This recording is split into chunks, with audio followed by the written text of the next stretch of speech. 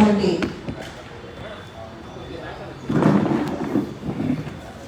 ఇక్కడికి విచ్చేసినటువంటి తెలుగుదేశం పార్టీ మహిళా నాయకురాలకి, అలానే ఆమ్ ఆద్మీ పార్టీ నాయకులకి, కాంగ్రెస్, బీజేపీ సకల అన్ని పార్టీలకు చెందినటువంటి నాయకులందరికీ కూడా వాటి రోజున స్వాగతం పలుకుతూ, అలా మహోన్నతమైనటువంటి ఒక కార్యక్రమంలో మాకు సపోర్ట్గా నిలిచి ముందరుండి విషయాన్ని ముందరకు తీసుకెళ్లేటువంటి ఒక ప్రయత్నం చేస్తున్నటువంటి ప్రెస్ మిత్రులందరికీ కూడా ధన్యవాదాలు తెలుపుతూ, ఇవాళ తెలంగాణ తెలుగుదేశం మహిళా విభాగం తెలుగు మహిళ ఆధ్వర్యంలో తెలంగాణ రాష్ట్రంలో మద్యం అనేటువంటి ఒక మహమ్మారి ఏ రకంగా ఉంది, రాష్ట్రంలో ఉన్నటువంటి పరిస్థితులు ఏ రకంగా ఉన్నాయి, రాష్ట్రంలో మద్యం ఎట్లా ఏరులై పారుతుంది, దాని పర్యవసానంగా రాష్ట్రంలో ఏ పరిస్థితులను మనం చూస్తున్నాం. గత 7.5 సంవత్సరాలుగా రాష్ట్రం ఏ గడ్డు కాలాన్ని ఎదుర్కొంటుంది, ముఖ్యంగా మహిళలు పడుతున్నటువంటి ఇబ్బందులని, మహిళలు పడుతున్నటువంటి బాధల్ని, మహిళల మీద జరుగుతున్నటువంటి హింసని, మహిళల మీద జరుగుతున్నటువంటి అఘాయిత్యాలని ఒక్కసారైనా సరే ఈ ముఖ్యమంత్రి దృష్టికి తీసుకొచ్చేటువంటి మరొక ప్రయత్నం. ఎందుకంటే ఇన్ని సంవత్సరాల్లో ఎన్నో రకాలుగా ఎన్నోసార్లు ఆయన దృష్టికి తీసుకెళ్లేటువంటి ప్రయత్నం చేసింది. పార్టీలకు అతీతంగా ఎక్కడెక్కడైతే మహిళలు ఉన్నారో, వాళ్ళు ఇబ్బందులు పడుతున్నారో వాళ్ళు చేసిండ్రు. పార్టీల పరంగా మేము తెలుగుదేశం పార్టీగా కానివ్వండి, మిగతా పార్టీలు కానివ్వండి, ఎక్కడికక్కడ వాళ్ళ దృష్టికి తీసుకొచ్చేటువంటి ప్రయత్నం చేసినా సరే తొడగలి. ఈ ముఖ్యమంత్రికి ఎప్పుడు కూడా మహిళలు కనపడదు. ఇది ఒక మా దురదృష్టంగా మేము భావిస్తున్నాం. ఎందుకంటే రాష్ట్రాలు ఫామ్ అయిన తర్వాత ఎప్పుడూ కూడా ఉన్నటువంటి ప్రతి వర్గానికి కూడా మనం ఏం చేయాలి అనేటువంటి ఒక ఆలోచన ఆ రాష్ట్రాన్ని పరిపాలిస్తున్నటువంటి పార్టీల్లో వస్తుంది. కానీ దౌర్భాగ్యం ఏంటంటే తెలంగాణ రాష్ట్రం కష్టించి పోరాడి కొట్లాడి సిద్ధించుకున్న తర్వాత ఇవాటి వరకు కూడా మహిళల్ని అత్యంత అణగారిన వర్గంగా చూస్తున్నటువంటి రాష్ట్రం తెలంగాణ రాష్ట్రం. కేవలం ఏదో షాదీ ముబారక్లో కళ్యాణ లక్ష్ములు ఇచ్చేసి చేతులు దులిపేసుకుని మహిళల్ని నేను ఏదో అభ్యున్నత దిశగా తీసుకెళ్తున్నా అని చెప్పి గప్పాలు కొట్టుకునేటువంటి ముఖ్యమంత్రి ఉన్నటువంటి రాష్ట్రంలో మనం ఇవాళ రోజు బతుకుతాం. ఇంత గట్టిగా ఎందుకు మాట్లాడాల్సి వస్తుంది అని అంటే ఆయన ఇచ్చినటువంటి ఎన్నికల హామీ 2014 రాష్ట్రం ఫామ్ అవ్వగానే ఆ రోజు జరిగినటువంటి ఎన్నికల్లో తెరాస పార్టీ ఇచ్చినటువంటి ఎన్నికల హామీలో ముఖ్యమైనటువంటి హామీ మహిళా యూనివర్సిటీ నెలకొల్పుతా అని చెప్పి, మహిళా బ్యాంకులు నెలకొల్పుతా అని చెప్పి మర్చిపోయింది. అన్నీ మర్చిపోయి మహిళలకు సంబంధించినటువంటి భద్రత యాంగిల్ని మర్చిపోయి వాళ్ళ రోజున కేవలం ఆదాయమే పరమావధిగా ముందరికెళ్తూ మహిళల మాన ప్రాణాలకు ఏమాత్రం కూడా రెస్పెక్ట్ ఇవ్వకుండా, ప్రజల ఆరోగ్యాల మీద ఏమాత్రం కూడా దృష్టి సారించకుండా తన ఇష్టారాజ్యంగా ఇవాళ రోజున రాజ్యం వెళ్తున్నటువంటి ముఖ్యమంత్రి కేసీఆర్ గారు. ప్రెస్ మిత్రులందరికీ కూడా ఒక నోట్ మేము ఇచ్చింది. ఇందులో గత 7 సంవత్సరాలుగా లిటరల్ అంటే ఈ ఇయర్ ఫిగర్స్ ఇంకా రాలేదు మన దగ్గరికి, మద్యం మీద వచ్చేటువంటి ఆదాయం ఎన్ని రెట్లు పెరిగింది అనేటువంటిది దీన్ని చూస్తే అర్థమవుతుంది. 2014-15 అంటే ఆయన అధికారంలోకి వచ్చినటువంటి మొదటి సంవత్సరం మద్యం మీద వచ్చినటువంటి ఆదాయం 10,883 కోట్లు అయితే, అదే 2020-21 వచ్చేటప్పటికి, అండ్ దిస్ డస్ నాట్ 2021లో మీకు it does not include December, యాక్చువల్గా 27,283 అంటే ఎన్ని రెట్లు పెరిగింది అనేటువంటి చూడండి. అట్లనే ఈ 7.5 సంవత్సరాల్లో 1,00,000 కోట్లు మద్యం మీద ఆయన తెచ్చుకున్నటువంటి ఆదాయం. ఇది చెప్తూనే రాష్ట్రంలో మహిళల మీద జరిగేటువంటి హింస కనీసం ఒక 3 రెట్లు పెరిగింది. అండ్ ప్రతి ఇన్సిడెంట్ కనుక మనం తీసుకుంటే, అది మనం నల్గొండ ఇన్సిడెంట్ తీసుకున్నా, లేకపోతే అమీన్పూర్ ఇన్సిడెంట్ తీసుకున్నా, లేకపోతే ఈ నిన్నగాక మొన్న జరిగినటువంటి జీడిమెట్ల ఇన్సిడెంట్ తీసుకున్నా, వరంగల్లో జరిగినటువంటి 9 నెలల పసిగల్లు ఇన్సిడెంట్ తీసుకున్నా, ఆదిలాబాద్లో జరిగినటువంటి టేకు లక్ష్మి ఇన్సిడెంట్ తీసుకున్నా, దిశ ఇష్యూ తీసుకున్నా, ఎన్ని ఇష్యూలను తీసుకున్నా సరే ముఖ్య కారణం దానికి మద్యం అనేటువంటిది జగమెరిగినటువంటి సత్యం. ఇంత జరుగుతున్నా సరే కూర్చొని కొత్తగా ఉన్నవి జాలనట్టు, మా మీద పెట్టినటువంటి దరిద్రం జాలనట్టు కొత్తగా మద్యం షాపులను తీసుకొచ్చిండు ఆల్రెడీ. దాంట్లో వల్ల కొత్తగా రిజర్వేషన్ సిస్టమ్ అంట. అరే ఊళ్ళలో మనం కనుక వెళ్తే వాటి రోజున విచ్చలవిడిగా రోడ్ల పొంటే పెట్టి అమ్ముతున్నటువంటి ఘటనలు మనం చూస్తున్నాం ఇవాళ రోజు. ఏదయ్యా ఇది అని అడిగితే ఎక్కడ కంట్రోలింగ్ మెకానిజం లేదు. బెల్ట్ షాప్లని అసలు వాటికి పర్మిషన్ లేనప్పుడు ఎక్కడ నడుపుతావయ్యా అంటే చెప్పేటోడు లేడు, దాని మీద యాక్షన్ తీసుకునేటోడు లేడు. మీకు ఒక చిన్న ఎగ్జాంపుల్ చెప్తాను. బంట్వారం గ్రామం, ఇది ఒక రీసెర్చ్ స్టూడెంట్ ఇచ్చినటువంటి రీసెర్చ్ ఆర్టికల్. బంట్వారం గ్రామం, మారేపల్లి మండలం, వికారాబాద్ జిల్లా. ఇక్కడ బంట్వారం నుంచి మారేపల్లి మనం బుధరా నుంచి వెళ్తే ఒక 16 కిలోమీటర్లు ఉంటుంది. ఈ 16 కిలోమీటర్ల ఆ డిస్టెన్స్ లో కనీసము 5 షాపులు, బెల్ట్ షాపులు 5 షాపులు. ఇది ఒక 6 నెలల్లో పుట్టినటువంటి చిన్న ఎగ్జాంపుల్ లేదు. ఇట్లా ప్రతి చోట, ప్రతి గ్రామం, ప్రతి మండలం, ప్రతి జిల్లాలో ఈ రకంగా విచ్చలవిడిగా మద్యం వేరులై మారుతున్నది. దాని మీద ఒక నియంత్రణ లేదు.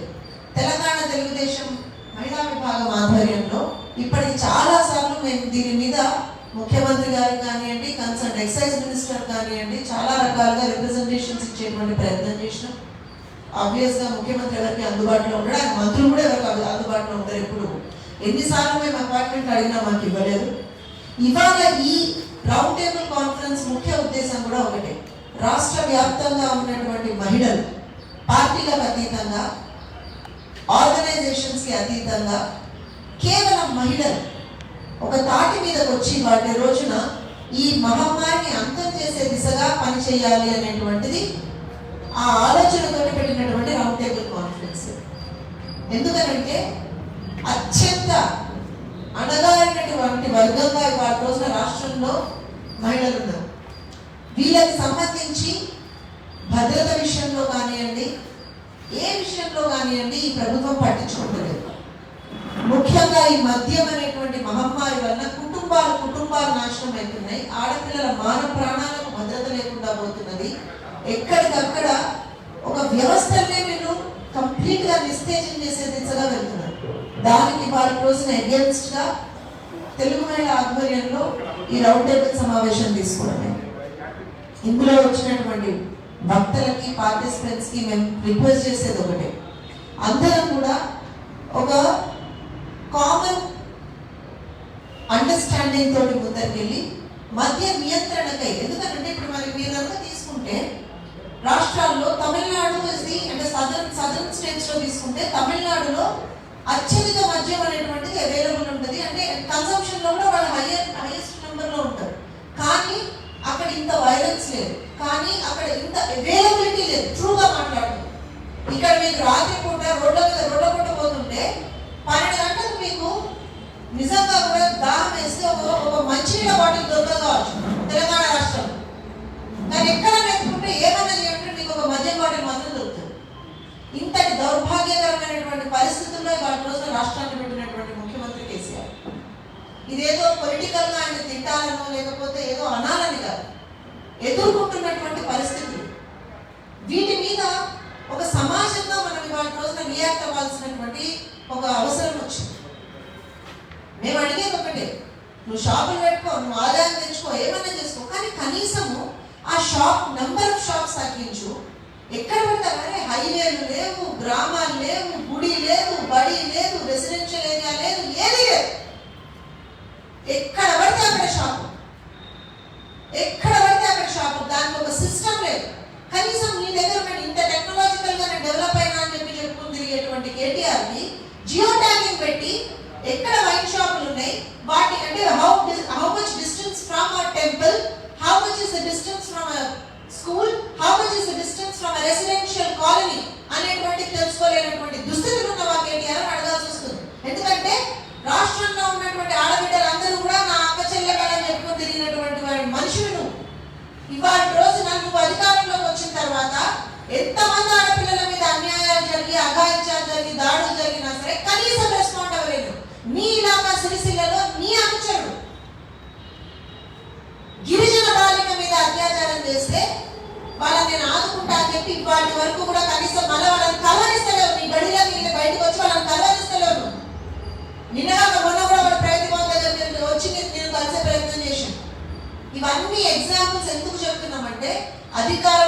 ఉన్నటువంటి నీవు రెస్పాండ్ అవ్వాల్సినటువంటి అవసరం ఉంది ఇవాళ రోజున.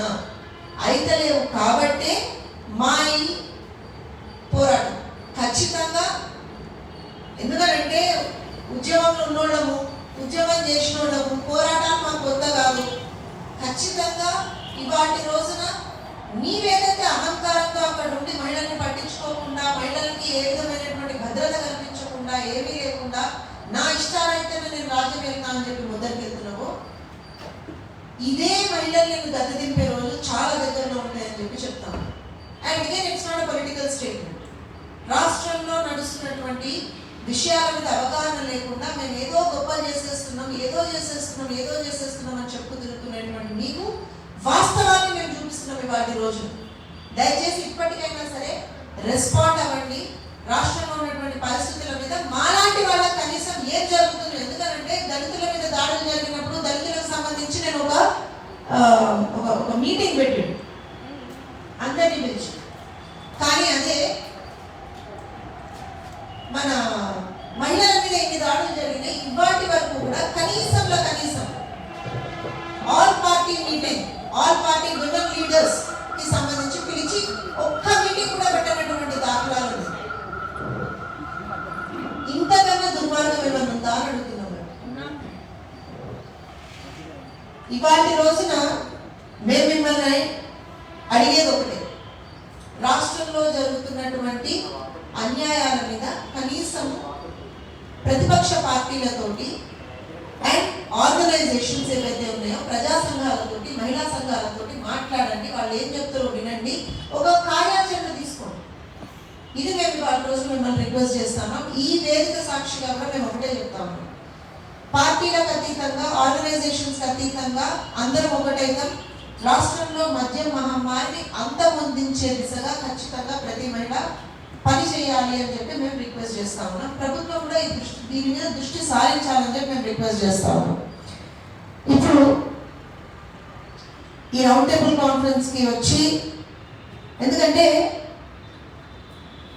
తెలంగాణలో మద్యం మీద జరుగుతున్నటువంటి యుద్ధంలో ఎప్పుడు ముందుండి ఫ్యాక్ట్స్ అండ్ ఫిగర్స్, అంటే ఏదో గాల్లో మాటలు చెప్పకుండా ఫ్యాక్ట్స్ అండ్ ఫిగర్స్ మనకిస్తూ, చాలా సందర్భాల్లో చాలా మందికి తెలియని విషయము, ఎక్కడెక్కడైతే అన్యాయం జరుగుతుందో, విషయాలను బయటికి రాకుండా ఆపుతున్నారో వాటన్నిటిని కూడా ఆర్టీఐల ద్వారా బయటికి తీసి, ఎస్పెషల్లీ ఈ విషయం ఆల్కహాల్ విషయంలో అయితే ఆర్టీఐల ద్వారా బయటికి తీసినటువంటి ఇందిరా శోభన్ గారిని మాట్లాడవలసిందిగా కోరుతున్నాం.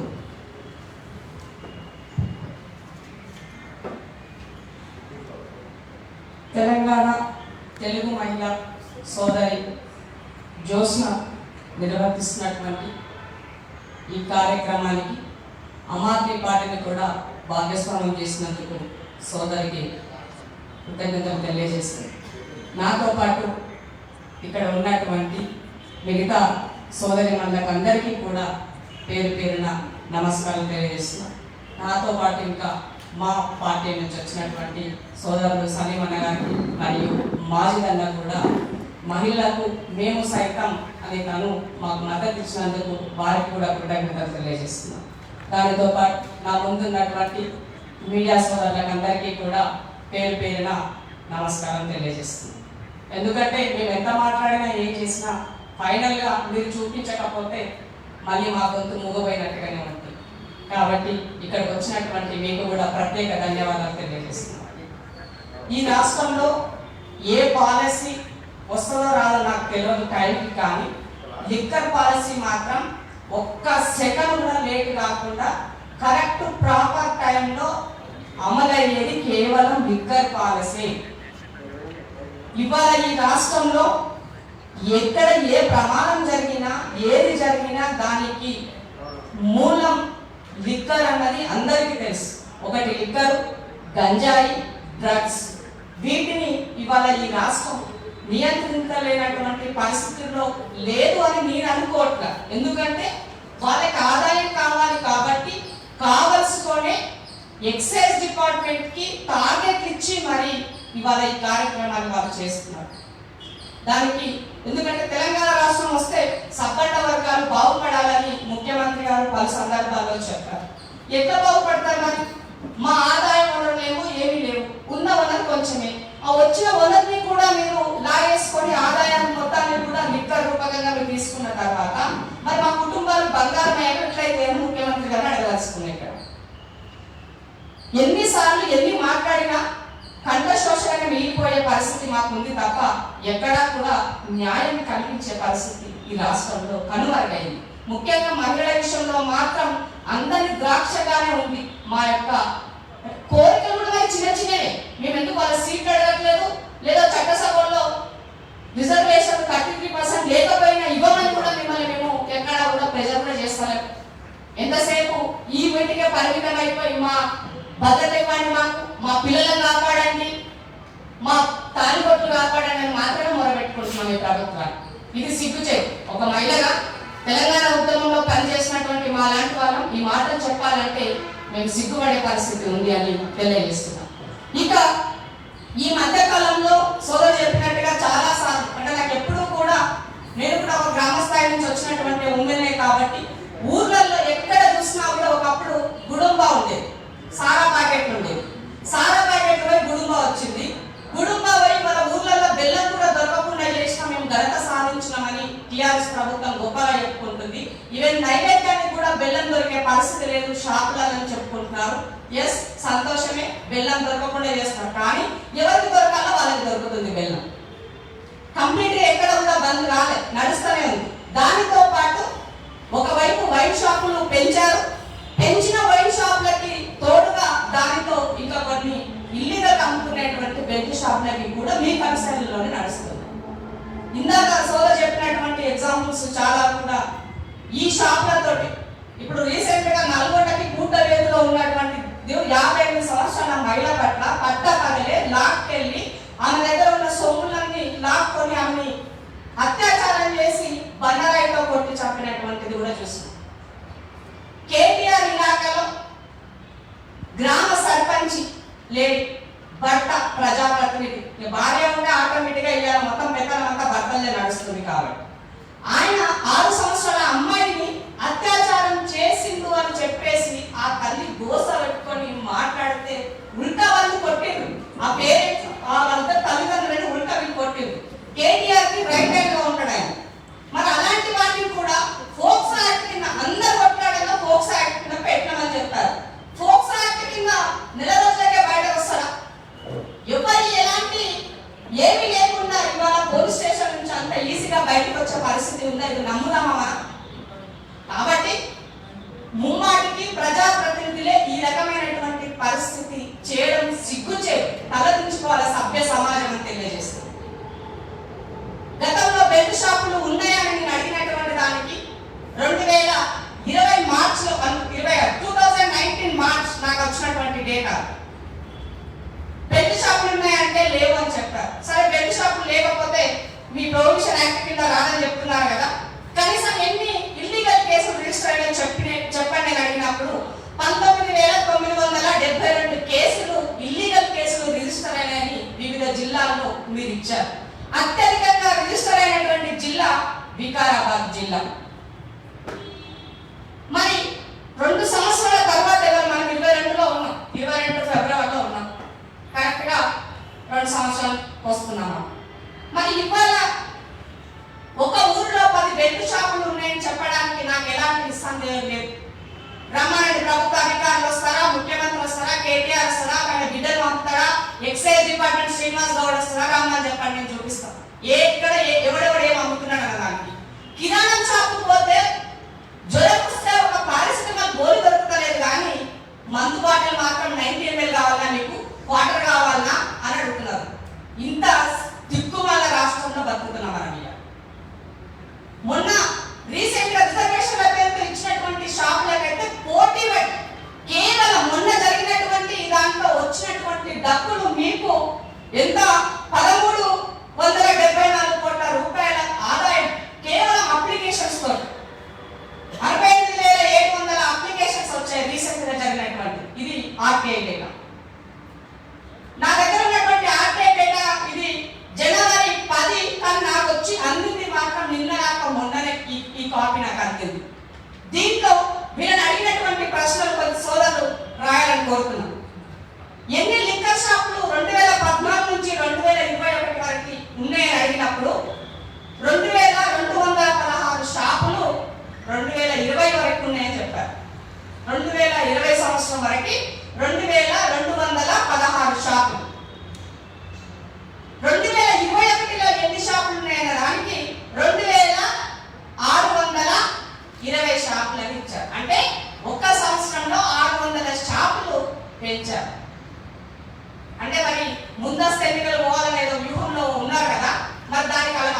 ఉండేది ఇవే కాబట్టి ఆదాయం కోసము ఇవేమన్నా పెంచినారేమని చెప్పుకోవాల్సిన అవసరం. రెండవది బార్లు. ఎన్ని బార్ షాపులు 2014 నుంచి 2021కి ఉన్నాయని అడిగినప్పుడు 2020 వరకు 797 బార్లు ఉన్నాయి. 2021 సంవత్సరం మాత్రము 1077 బార్లు ఉన్నాయని ఇచ్చారు. అంటే దాదాపు ఇక్కడ మనకి ఎన్ని 38 షాపులు పెరిగినాయి. 797 నుంచి 228 1077 షాపులు ప్రస్తుతం ఉన్నాయి. బార్లు ఈ రాష్ట్రంలో ప్రస్తుతం ఉన్న బార్లు 1077 బార్లు, 2620 లిక్కర్ షాపులు. ఇక పబ్బుల గురించి అయితే చెప్పక్కర్లేదు. ఇవాళ రాష్ట్రంలో నేనే చాలా ముఖ్యమంత్రిని చెప్పుకున్న బామాడు కూడా బాగా నడుపుతున్నారు. కానీ దానికి మాత్రం అన్ని వెసులుబాటు అసలు ఎంత అంటే మామూలుగా చెప్పలేను ఇక వాటి గురించి. మనం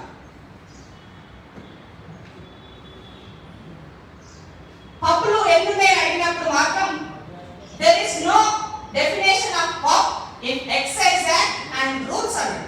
మరి లేనప్పుడు ఎందుకు ఇచ్చింది మీరు? పబ్బులు లేవా? పోదామా మనం కెమెరా పట్టుకొని? హైదరాబాద్ సరౌండింగ్ లో ఎన్ని పబ్బులు ఉన్నాయంటే పోదాముందరా? మరి ఇది చాలా తీసుకుంటారా ఇలా అడుగుతున్నాను. లేవనే కదా ఇచ్చినటువంటి ఈ యాక్ట్ కిందకి రావాలంటే మరి ఇంకే యాక్ట్ కింద పబ్బులు వచ్చినాయని అడుగుతున్నాను. పబ్లిక్ పర్మిషన్ ఎవరు ఇస్తున్నారు? ఎక్సైజ్ డిపార్ట్మెంటే కదా, కాదా?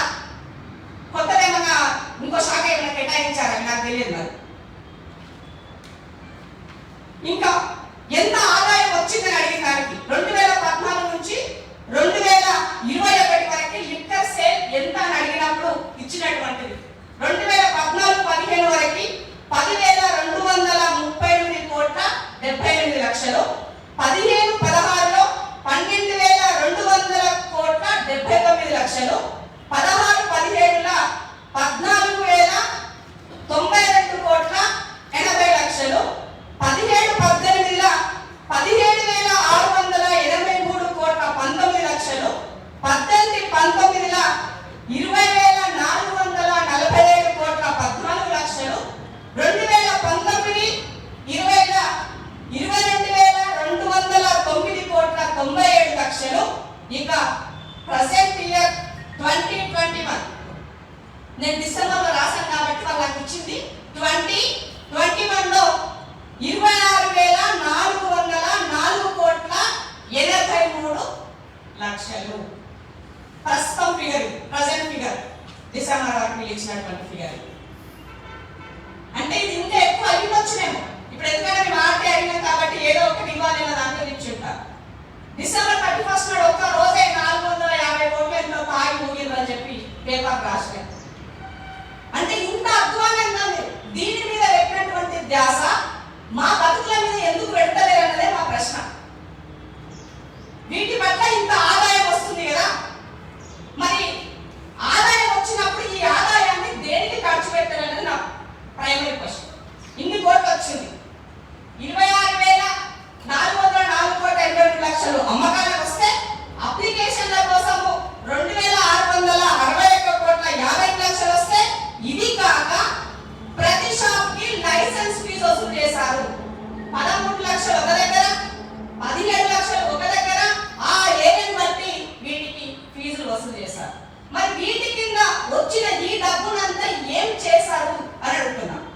పోనీ నాకేమన్నా నా పిల్లలకి చదువు కోసం ఏమన్నా మంచి స్కూల్ ఇస్తున్నారా? స్కూల్ ఎడ్యుకేషన్ డెవలప్మెంట్ కోసం ఏమన్నా చేస్తున్నారా? ఫీజులు లేకుండా ఉన్నటువంటి ఫీజు రియంబర్స్మెంట్ ఏమన్నా ఫీల్ చేస్తున్నారా? ఇవాళ దాని కింద ఇంకా మీరు 4,000 కోట్ల రూపాయలు 14 లక్షల మంది విద్యార్థులకి ఇవాళ మీరు పెండింగ్ ఉన్నారు. పోనీ పేదవాడి కళ నెరవేర్చే డబల్ బెడ్రూమ్ ఇల్లు ఏమైనా కట్టించినావా? డబల్ బెడ్రూమ్ ఇల్లు ఈ రాష్ట్రంలో నీ లెక్క ప్రకారంగా 2,83,000 ఇల్లు కట్టిస్తాను చెప్పినావు, రూరల్ అండ్ అర్బన్ కలిపి. దీని కింద నువ్వు కట్టించిన అప్పచెప్పిన ఇల్లు గృహప్రవేశాలు చేసినవి 13,723 ఇల్లు. ఇది కూడా ఆర్టీఐ డేటా, ఇది రీసెంట్ ఒక వారం క్రితం వచ్చినటువంటిది. ఈ కాపీ కూడా కావాలంటే సోదరులకు నేను ఇస్తాను. పోనీ ఉన్నత చదువుల కోసం జ్యోతిరావు పూలే స్కీమ్ కింద 2016లో మీరు ఒక స్కీమ్ పట్టుకొచ్చింది. పేద విద్యార్థులకు మేము మా పేదరికం అడ్డుగా వద్దు, ఉన్నత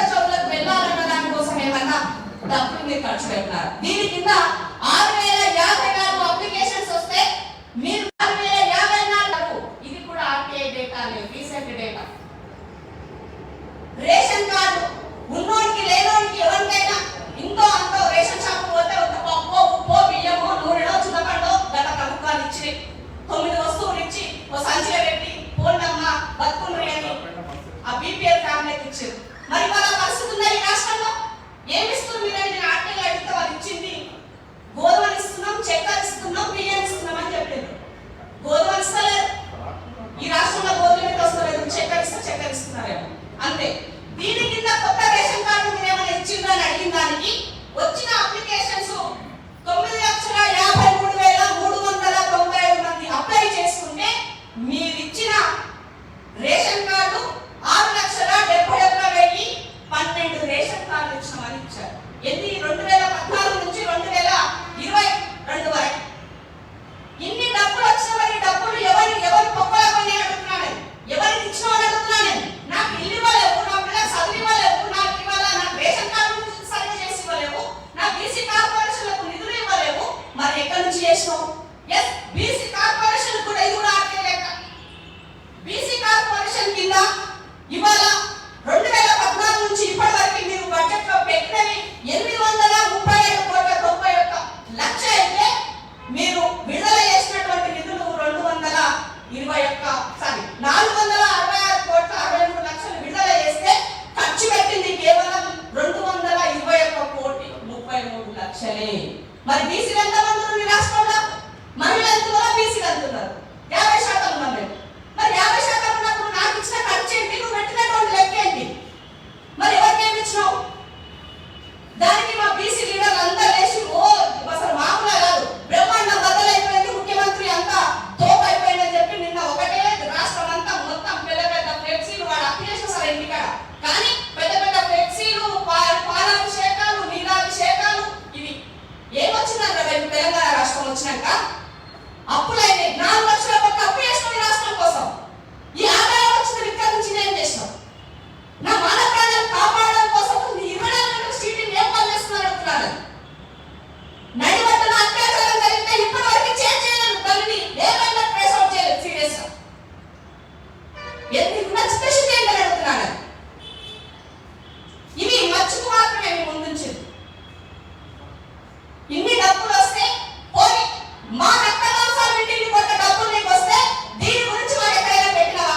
పెట్టలే, చేయలే, అసలు ఆలోచన కూడా నీకు లేదు. మేము తాగాలి, ఊగాలి, మత్తులో పట్టుకోవాలి, నీ పని నువ్వు చేసుకోవాలి. ఎందుకంటే వీడు సోయి లేకుండా ఉంటే అప్పుడే కదా నేను త్వరని బాంచని కారు మొక్కుతాను.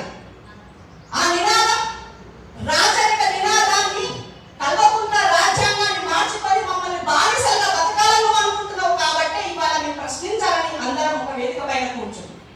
అది ఆలోచన చేయాలి. ఇవి ఏమీ కూడా కంట్రోల్ చేయకుండా ప్రభుత్వానికి కూడా చెప్తున్నా, మీరు లిక్కర్ ద్వారా ఆదాయం వస్తుంది అనుకుంటున్నారు కదా, కానీ లిక్కర్ ద్వారా ఆదాయం వచ్చిన దానికన్నా నష్టం ఎక్కువ జరుగుతుంది ప్రభుత్వానికి అన్నది గుర్తుంచుకోవాలి. ఇది కనుక మీరు కంట్రోల్ చేసినట్లయితే నువ్వు విద్యకు వైద్యానికి ఖర్చు పెట్టేది తగ్గుతుంది, నువ్వు వైద్యానికి ఖర్చు చేసేది తగ్గుతుంది, పిల్లల చదువులకు తల్లిదండ్రులు వాళ్ళు సంపాదించిన సంపాదన మంచి పిల్లలకు విద్య చెప్పించగలుగుతారు. వాళ్ళ యొక్క ఎకానమీ అన్నది పెంచుకోవడానికి వెసులుబాటు ఇచ్చిన వాడు అవుతాం. కానీ అక్కలేదు, ఈడనే షాప్ ఉంటుంది, ఈడనే షాప్ ఉంటుంది. పొద్దున్న లేస్తే అమ్ముకోవాలా ఛాయ్. తెలంగాణలో చాలా మందికి అలవాటు ఏంటి, ఫస్ట్ లేవాలని ఛాయ్ వస్తుంది అవుతారు. ఇక్కడ ఛాయ్ బంద్ చేసి షాప్ ముందు వైపు కూర్చొని మందు తాగే పరిస్థితికి వచ్చింది.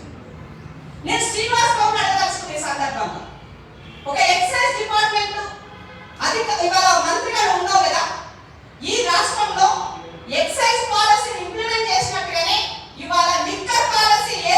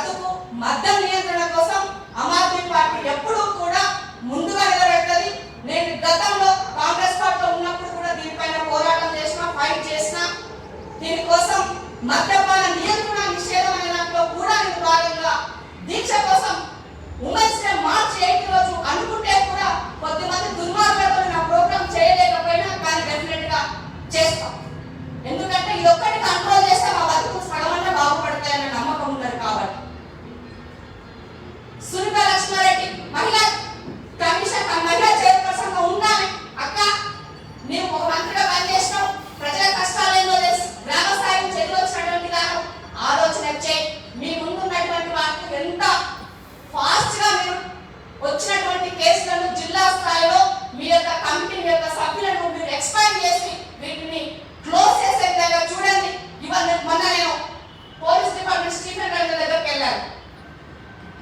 కమిషనర్, మన సైబరాబాద్ కమిషనర్ దగ్గర జియా మొన్న జరిగినటువంటి ఆ అమ్మాయి సోని సింగ్ సంబంధించిన ఇన్సిడెంట్ అయిపోయిన తర్వాత ఆయనకి వెళ్ళి ఓ రిప్రజెంటేషన్ ఇచ్చి మాట్లాడడానికి వెళ్ళినప్పుడు ఆయన ఎంత అహంకారం అంటే ఆయనకి చెప్పి తినడానికి కూడా ఆయన కదిలేదు. మేము చెప్తుంటే ఎస్ పోలీసులని అక్కడ ప్రాపర్గా ఇన్వెస్టిగేషన్ జరగలేదు సార్, సో మీరు అది చెయ్యండి, మీరు అది చేసినట్లయితే కమిషనరేట్ దాకా రావాల్సిన అవసరం లేదంటే ఆయన ఉష్ అంటుండు. నేను కుక్కలా పిల్లినా ఉష్ ఆయనకే. ఈ సమాజంలో నువ్వు జీతం తీసుకొని పని చేస్తున్నావు, 7 రూపాయలు తీసుకోకుండా నిస్వార్థంగా ప్రజల కోసం పనిచేస్తుంది ఇందిరా శోభ. ఒళ్ళు దగ్గర పెట్టుకొని ఉండాలి. ఓపెన్ అవుట్ రైట్ ఆయన తిట్టి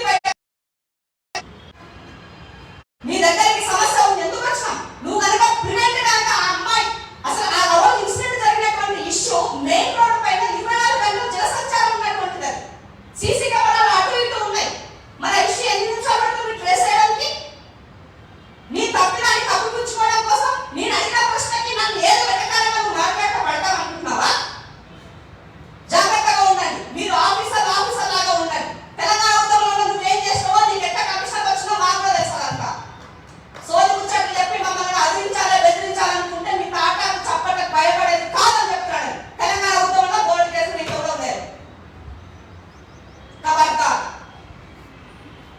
ఎస్ పార్టీలకు అతీతంగా మహిళల పట్ల మహిళల కోసం ఏ ఇష్యూ ఎప్పుడు ఏం తీసుకున్నా కూడా ఆమ్ ఆద్మీ పార్టీ మద్దతు ఇస్తుంది, ఇందిరా శోభ మద్దతుగా ఉంటుందని సోదరికి తెలియజేస్తూ ఈ అవకాశం కల్పించినటువంటి జోష్నాకి కృతజ్ఞతలు తెలియజేస్తున్నాం.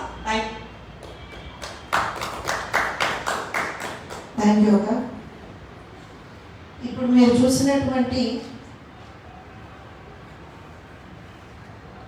మాటలు కోపంతో వచ్చినటువంటివి కాదు, ఆవేదనతో వచ్చినటువంటివి. ఎందుకంటే ఇన్ని సంవత్సరాల నుంచి పోరాటాలు చేసుకుంటా ముందరికి వెళ్తూ కేవలం సమాజం కోసం పనిచేసేటువంటి మహిళలు ఇంతమంది ఎక్కడా కూడా ఏదైనా ఇష్యూ వచ్చినప్పుడు ప్రభుత్వాలతో మాట్లాడాలి అని అంటే, అధికారులతో మాట్లాడాలి అని అంటే ఇక్కడ ఉన్నటువంటి ఇందిరా శోభన్ గారు కానివ్వండి, సుజాత గారు కానివ్వండి, పద్మావతి గారు కానివ్వండి, ఎవరన్నా నేను ఎంతమందిని తీసుకున్నా సరే మేము అధికారులతో మాట్లాడాలన్నా లేదా కన్సర్న్ మంత్రులతో ఎమ్మెల్యేలతో మాట్లాడాలంటే నిజంగా కూడా ఉమ్మడి రాష్ట్రంలో ఇంత దుర్మార్గం లేదని అయితే నేను చాలా క్లియర్గా చెప్తాను. అసలు ఇక్కడ అవకాశం లేదు, ఏ మాత్రం కూడా అవకాశం లేదు. అరే గట్టిగా మాట్లాడదామంటే సింపుల్గా తీసుకుపోతారు, పోలీస్ స్టేషన్లో వారిస్తారు. నాకు తెలిసి మేము ముగ్గురం అరెస్ట్ అయినంతగా ఎవరు అరెస్ట్ కాలేదేమో 23 సంవత్సరాలు నాకు తెలిసి. ఏ మాట విషయం తీసుకుపోవడం పోలీస్ స్టేషన్ లేదు. ఇందిరాక విజిట్ చేసినటువంటి పోలీస్ స్టేషన్లు, ఆమె అరెస్ట్ చేసినటువంటి పోలీస్ స్టేషన్లు, సుజాత వెళ్ళినటువంటి పోలీస్ స్టేషన్లు, నేను వెళ్ళినటువంటి పోలీస్ స్టేషన్లు, పద్మావతి గారు లేకపోతే ఆశ, ఎవరైనా మీరు ఏ రాష్ట్రంలో ఉన్నటువంటి మహిళా రాజకీయ నాయకులు, ప్రతిపక్షాలకు చెందినటువంటి మహిళా రాజకీయ నాయకులని వాటి రోజున ఖచ్చితంగా కొంచెమన్నా వాళ్ళ గొంతు తెరిచి మాట్లాడే ప్రయత్నం చేస్తే వెంటనే ఆ గొంతును నొక్కేటువంటి ప్రయత్నం ఈ ప్రభుత్వం చేస్తా ఉన్నది, ఇది వాస్తవం. అందుకే మళ్ళీ ఈ వేదిక సాక్షిగా ముఖ్యమంత్రి గారికి చెప్తా ఉన్నాం, నీవు గద్దెను ఎక్కిందే మహిళా శక్తితో, అది మర్చిపో. ఇవాళ రోజున మహిళలు ఇబ్బందులు పడుతున్నారు, మహిళలకు సంబంధించినటువంటి ఇష్యూస్ ఇన్ని వస్తున్నాయి అన్నప్పుడు ఖచ్చితంగా రియాక్ట్ అవ్వాల్సినటువంటి అవసరం నీకుంది అని మేము చెప్తాము. ఇప్పుడు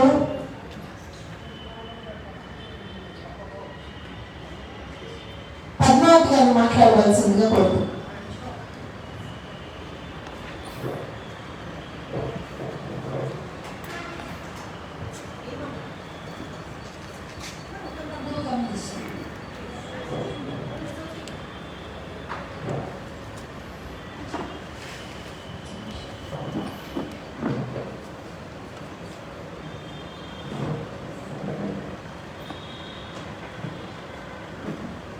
ఉమెన్ యాక్టివిస్ట్ నీలిమ గారికి ఇదే మా కారణం.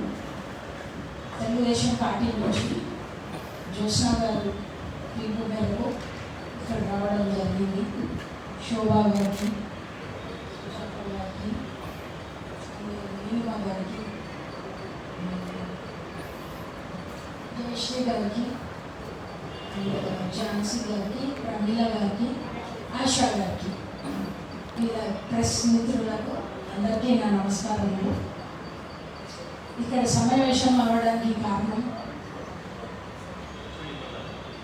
కేసీఆర్ గారు తెలంగాణ చేస్తున్న మోసం ప్రజలకు తెలియజేయడానికి మేమందరం ఇక్కడ అసెంబ్లీ కావడం జరిగింది. అన్ని పాయింట్స్ మేధావులు మాట్లాడారు. సో పాయింట్స్ కాకుండా చాలా చిన్నగా మాట్లాడతాను నేను. మహిళలందరూ చాలా అసంతృప్తిగా ఉన్నారండి ఈ రాష్ట్రంలో. పిల్లల్ని చూసుకోలేక, భర్తలు తాగుబోతులని చదివించుకోలేక, ఉద్యోగాలు లేక వాళ్ళందరూ ఎంతో బాధలు పడుతున్నారు. వాళ్ళ కన్నీళ్ళు తుడవడానికి ఎవరు లేరు. ఒక చీఫ్ మినిస్టర్ అయిన ఉన్నాక ఆయన ఎంతో మేలు చేయాలి మహిళలకు. ఒక ఇంట్లో మహిళ ఏడ్చిందంటే ఇంటి పెద్ద పట్టించుకొని ఎందుకమ్మా నువ్వు ఎందుకు ఏడుస్తున్నావు అని పట్టించుకుంటారు. రాష్ట్ర పెద్దవు నువ్వు, ఎంతమంది మహిళలు ఏడుస్తున్నారు ఒక్కసారి గమనించావా? నీ బాధ్యత లేదా? నీకు మనసు రాదా? పాషాణమైన వాళ్ళకు ఎప్పుడు నువ్వు ఎప్పుడు దొరకవు. నువ్వు పొద్దున్న లేవంగానే బారు, రాత్రి కాగానే దర్బారు.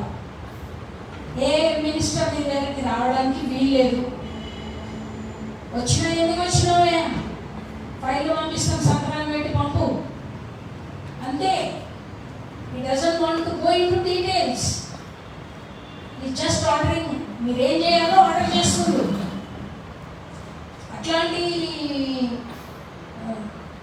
పాలన మనకెందుకండి? పట్టించుకోవాలి నువ్వు. మహిళలు ఏదన్నా మీ దగ్గర అపాయింట్మెంట్ అడిగితే తప్పకుండా ఇవ్వాలి. మీరు నెలకు ఒకసారైనా మీరు మీటింగ్ పెట్టుకోండి. పోనీ 6 నెలలకు ఒకసారైనా మహిళలతో మీటింగ్ అది. ఏమన్నా మరి మీరు రాష్ట్రమంతా తిరుగుతున్నా, ఆడవాళ్ళని చూసుకుంటున్నారా? మీకు ఏమన్నా పద్ధతి ఉందా? మీరు ఇది పట్టించుకోండి అని చెప్పి ఎప్పుడైనా అన్న దాఖలాలు ఎక్కడైనా మీ ఫోటోలు తెగబడుతుంటాయండి పేపర్లో. ఏ రోజు మహిళలతో కూర్చొని మాట్లాడిన ఫోటోలు ఆయన నుంచి కానీ, పోనీ నీ కూతురు ఉంది, నీ కూతుర్ని పంపావా? అది కూడా లేదు. ఆమె she is least bothered, your son is least bothered. మీరు మాత్రం మీ పెద్ద పెద్ద ఇల్లు కట్టుకొని మీరు ఇంట్లో కూర్చుంటే ప్రజల సమస్యలు మీకు ఎట్లా తెలుస్తాయండి? ఎన్ని బెల్ట్ షాపులు సంవత్సరానికి 600 తెలుస్తున్నారు మీరు, మీ ప్రభుత్వం. ఆడవాళ్ళు భర్తలు తాగేసి వచ్చి ఇంటికి వచ్చి తెగబడుతున్నారండి. పాపం ఆడవాళ్ళ ఏడుపులు, ఆడవాళ్ళ బాధలు చూస్తుంటే అసలు తట్టుకోలేకపోతున్నాం. మాకే బాధ కలుగుతుంది. అరే ఎందుకు ఇట్లా అవుతుంది వీళ్ళకు? ఏం కష్టం వచ్చింది? ఎందుకు తాగాల్సిన అవసరం ఏముంది? ఉద్యోగాలు లేవని ఏడుస్తున్నారు. 2014లో 2.7 ఉన్న ఉద్యోగాలు ఇప్పటికి ఎంత పెరిగింది? నిరుద్యోగం 10% పెరిగింది. 2021-22కి 10% పెరిగింది నిరుద్యోగం. మీరేం చేస్తున్నారు? ఎన్ని ఉద్యోగాలు భర్తీ చేయలేదు, పుట్టిగానే పోతున్నాయి. జీతాలు ఎవరు తీసుకుంటున్నారు? మీ జోబులో పడుతున్నాయా ఆ ఉద్యోగం డబ్బులు? ఇది పద్ధతి కాదు. కేసీఆర్ గారు మీ నడవడికి మార్చుకోవాలి. మహిళల పట్ల మీకు జాలి, దయ చూపించాలి. మీరు ప్రతి ఇంట ఒక తండ్రిలాగా నిలబడాలి, కానీ మీ ఇష్టం వచ్చినట్టు చేయడానికి మాకు వీలు లేదండి. మీరు ఉండొద్దు. మా మహిళలకు మీరు నచ్చట్లేదు, మీరు దిగిపోండి. మా ఏడుపు మీకు తగులుతుంది. మా పిల్లల చదువులు, మా వయసు వచ్చిన పిల్లల ఉద్యోగాలు, మా భర్తల తాగుడు ఎవరు భరిస్తారండి? ఇంటికి వచ్చి పిల్లలను ఇష్టం వచ్చినట్టు కొడితే ఎవరు భరిస్తారు? ఇవన్నీ మీరు దానికి కారణం ఏమవుతుంది? ఈ బెల్ట్ షాపులు. నువ్వే ఈ బెల్ట్ షాపుల వల్లనే నీకు ఇంత బ్యాడ్ నేమ్ వస్తుందని మీకు ఇంత అవగాహన వస్తలేదు. చాలా ఆవేశంగా ఉందండి. ఒక పక్కకు దుఃఖము, ఒక పక్క కోపము, ఒక పక్కకు ఆవేశం. మేము ఎప్పుడు ఏం చేస్తాం? మా అమ్మ వాళ్ళని మేము కొట్టాలన్నంత కోపం వస్తుంది. చాలా మంది కొట్టుకుంటున్నారు, ఆడవాళ్ళు కొడుతున్నారు. ఇంతవరకు మొగలు కొడుతుండే, కొడితే అయ్యో వాళ్ళు గొడవ అవుతుంది అని మేము చూసేవాళ్ళం. ఇప్పుడు మగవాళ్ళు కొట్టట్లేదు, తాగి తాగి ఊగి పడిపోతే ఆడవాళ్ళు కొడుతుండ్రు. ఎన్నో సంవత్సరాలు ఇరిగిపోయి రోడ్డు మీద పడుతున్నాయి. బాధలు, పచ్చడి మెతుకులు తినాల్సి వస్తుంది, లావు అన్నం తినాల్సి వస్తుంది. హాస్టల్లో పిల్లలకు నూకలన్నం పెడుతున్నామండి. అది నిన్న మొన్న నేను పేపర్లో చూడడం జరిగింది. నూకలన్నం పెడతారా అండి? చిన్న చిన్న అన్నం అంట పిల్లలకు. వాళ్ళకి కడుపు ఎక్కడ నిండుతుంది, వాళ్ళకి నిద్ర ఎట్లా పడుతుంది, పొద్దున్న లేసి ఎట్లా చదువుకుంటారు వాళ్ళు? ఇప్పటిదాకా చూసిన గారు, శోభ గారు మాట్లాడిన పాయింట్స్ అన్నీ నేనేం చెప్పట్లేదు, ప్రాక్టికల్గా మాట్లాడుతున్నాను. బికాజ్ ఆమ్ ఆద్మీ ప్రజలకు, పేదవాళ్ళకు, వాళ్ళకు కావాల్సింది ప్రాక్టికాలిటీ అండి. వాళ్ళకి ఏం పెడతారు, వాళ్ళు ఎంత సంతోషంగా ఉంటారు, వాళ్ళు ఏ విధంగా వాళ్ళు హాయిగా బతకగలుగుతారు అనేది మీరు ఆలోచన చేసి వాళ్ళకి చేయండి. గొప్ప వాళ్ళకి చేయకుండా పర్వాలేదు, ఆమ్ ఆద్మీ వాళ్ళకి చేయండి. తప్పకుండా వాళ్ళు సంతోషంగా ఉండాలని వాళ్ళే మీకు ఓట్లు వేసిండ్రు కదా, వాళ్ళే మీకు చీఫ్ మినిస్టర్ చేసిండ్రు కదా. అట్లా చెయ్యని ఏడల మీరు దిగిపోండి. వద్దు, మాకు మీరు అవసరం లేదు సీఎంగా ఉండడం, మీ కుర్చీ లాగి కింద పడేస్తాం. నాకు ఈ అవకాశం ఇచ్చిన పెద్దలందరికీ నాకు కృతజ్ఞతలండి. This is what I want to say. Thank you so much. Thank you ma'am. Obviously practical approach చాలా నిక్కచ్చిగా, చాలా స్పష్టంగా చెప్పిండ్రు. కుటుంబాలలో ఏం జరుగుతున్నది వాటి రోజున అని చెప్పి చాలా స్పష్టంగా చెప్పిండ్రు. ఉపాధి లేదు, భద్రత లేదు, ఆరోగ్యం లేదు, కనీసంగా మనం ఒక మనిషి అనేటువంటి ఒక ఆలోచన లేకుండా, అవగాహన లేకుండా మనుషుల్ని బిహేవ్ చేసేటువంటి ఒక పరిస్థితికి రాష్ట్రాన్ని వాటి రోజున తీసుకెళ్ళినటువంటి ఈ మద్యం మహమ్మారి నుంచి తెలంగాణ రాష్ట్రాన్ని కాపాడుకోవాలి, తెలంగాణ ప్రజలను కాపాడుకోవాలి. ఏ కళలు కానీ దేని గురించి అయితే తెలంగాణ తెచ్చుకున్నాము, ఆ తెలంగాణ కళలను సాకారం చేసుకోవాలి అంటే ఖచ్చితంగా అందరం కలిసి పనిచేయాల్సినటువంటి ఒక ఆవశ్యకత అయితే ఉంది. అందుకే ఇక్కడికి వచ్చినటువంటి వివిధ పార్టీల రిప్రజెంటేటివ్స్ని, సంఘాలకు చెందినటువంటి వాళ్ళని, ఉమెన్ యాక్టివిస్ట్ని మేము నిజంగా కూడా మనస్ఫూర్తిగా అభినందిస్తున్నాం. ఇంకొకటండి, తెలంగాణ ఉద్యమం స్టార్ట్ అయినప్పుడు కూడా చాలా మంది నవ్విండ్రు, చాలా మంది ఏమున్నది, ఇద్దరే ఉన్నారు, ముగ్గురే ఉన్నారు, నలుగురే ఉన్నారు, ఐదుగురే ఉన్నారు అనేటువంటి మాట కూడా తీసుకొచ్చాం. ఇవాళ రోజున మేము ఈ రౌండ్ టేబుల్ కాన్ఫరెన్స్ పెడతాము అన్నాగానే చాలా మంది అన్నారు, మద్యం మీద పెడతారా, మీకు సపోర్ట్ వస్తుంది అనుకుంటున్నారా, మద్య నియంత్రణతో మీరు పోరాటం చేస్తారా, నిజంగా జనాలు మీకు సపోర్ట్ చేస్తారు అనుకుంటున్నారా అని అంటే ఒకటే మాట మా మనసులో ఒకటే మాట ఉండే, నిజాయితీగా ప్రజల కోసం మనం ఏ పోరాటం చేసినా సరే ఒక్కరితో ఆరంభమైన ఆ పోరాటం ఖచ్చితంగా సక్సెస్ఫుల్ అవుతుంది అని అయితే మేము చాలా గట్టిగా భావిస్తాం. అందుకు ఉదాహరణ మా దాంట్లోనే మేము మహిళా కమిషన్, ఇందాక చెప్పినట్టుగా మహిళా కమిషన్ కోసం 7 సంవత్సరాలు ఆగాల్సి వచ్చింది తెలంగాణలో. మనం కొట్లాడి సాధించుకొని కొమ్ము నడుముకు బిగించి రోడ్ల మీద వంట వార్పు చేసి, రైలు రోడ్లు చేసి, రాస్తా రోడ్లు చేసి అన్ని చేసినాక మనం మహిళా కమిషన్ సిద్ధించుకోవడానికి రాష్ట్రంలో మనకి ఏడు పట్టింది. అది కూడా కోర్టుకు పోయినాక, రోడ్ల మీదకి వచ్చి ధర్నా చేయంగా కోర్టు మొట్టికాయలు కొట్టినాక నువ్వు అసలు ఎందుకు మహిళా కమిషన్ అని అడిగినాక అప్పుడు మహిళా కమిషన్ వచ్చింది. వదిలేదే ఇందిరాకు ఒక్కతే, నేను ఒక్కదాన్ని అని ఇందిరాకు వదిలేలే, జోస్కి ఒక్కతే వదిలేలే, సుజాత గారు ఒక్కతే వదిలేలే, ఎవరు ఒక్కల మనం వదిలేదు. అందరం కూడా కలిసి పనిచేసి కొట్లాడి సాధించుకున్నాం. ఇవాళ రోజున మహిళా కమిషన్ సాధించుకున్నటువంటి దీంట్లో ఖచ్చితంగా అది మహిళల విజయంగా మేము చెప్తాం. తెలుగు మహిళలందరూ కూడా కలిసి కట్టుగా పోరాటం చేసి ఆ రోజున విజయం సాధించుకున్నాం. దీనికి కూడా సాధిస్తాం. తెలంగాణలో మద్యాన్ని నియంత్రించి తీరుతాం. ఇక్కడి నుంచే ఇదే వేదికగా చెప్తున్నాం. మహిళల మాన ప్రాణాలకి భద్రత కల్పించుకుంటాం. తెలంగాణలో మద్యాన్ని నియంత్రిస్తాం. మద్యం మీద ఇవాటి రోజున మహిళలందరూ కూడా యుద్ధం ప్రకటిస్తున్నారు. కేసీఆర్ దయచేసి జాగ్రత్త ఒళ్ళు దగ్గర పెట్టుకొని మహిళలకు సంబంధించినటువంటి శక్తిని తక్కువ అంచనా వేయకు అని చెప్పి మేము ఇవాళ రోజున చెప్తాను. ఈ వేదిక మీద it is not a political platform. I'm telling once again, ఏదో పొలిటికల్ గా కేసీఆర్ ఎవరినో ఇంకొకరినో అనాలని కాదు కదా. అరే నేను చేస్తున్న తప్పులేని నీకు ఎత్తు చూపుతున్నాను.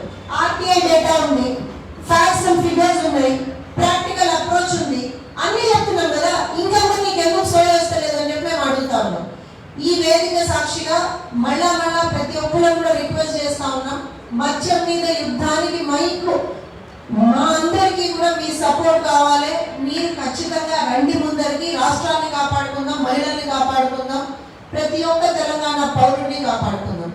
ఈ కాన్ఫరెన్స్ లో మనకి అంటే చాలా దృక్కోణాలు కావాలి. ఏదో ఓన్లీ మనం పొలిటికల్ గానో ఇంకో రకంగానో ఆలోచిస్తనే కాదన్న ఉద్దేశంతో నిజంగా కూడా ఇది ఈ టైం కొంచెం పెళ్లిళ్ళు అన్నీ ఉన్నా కూడా అన్ని అంటే అడ్వకేట్స్ ని పిలిచినాము, మనము సైకాలజిస్ట్ ని పిలిచినాము, ఉమెన్ యాక్టివిస్ట్లను పిలిచినాము, చాలా మందిని పిలిచినాము.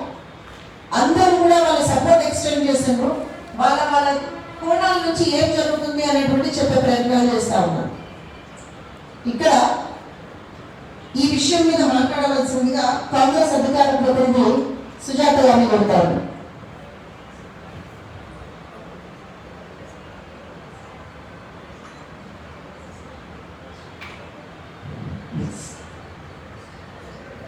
ఒక్కసారి ఇందిరా శోభన్ గారు ఇంకొక కాన్ఫరెన్స్ కి వెళ్ళాలి కాబట్టి తను వెళ్తారట. సో ఒక మహిళా శక్తి ఒకసారి చూపిస్తే అందరూ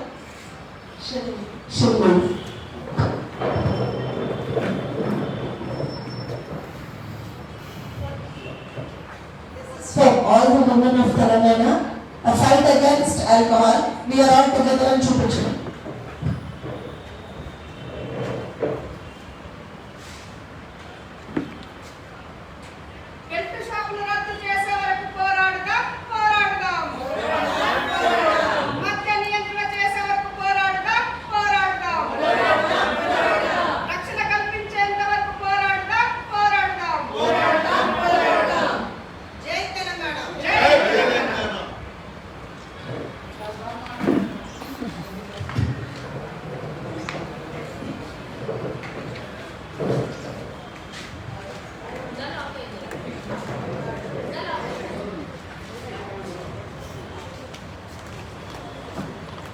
సుజాత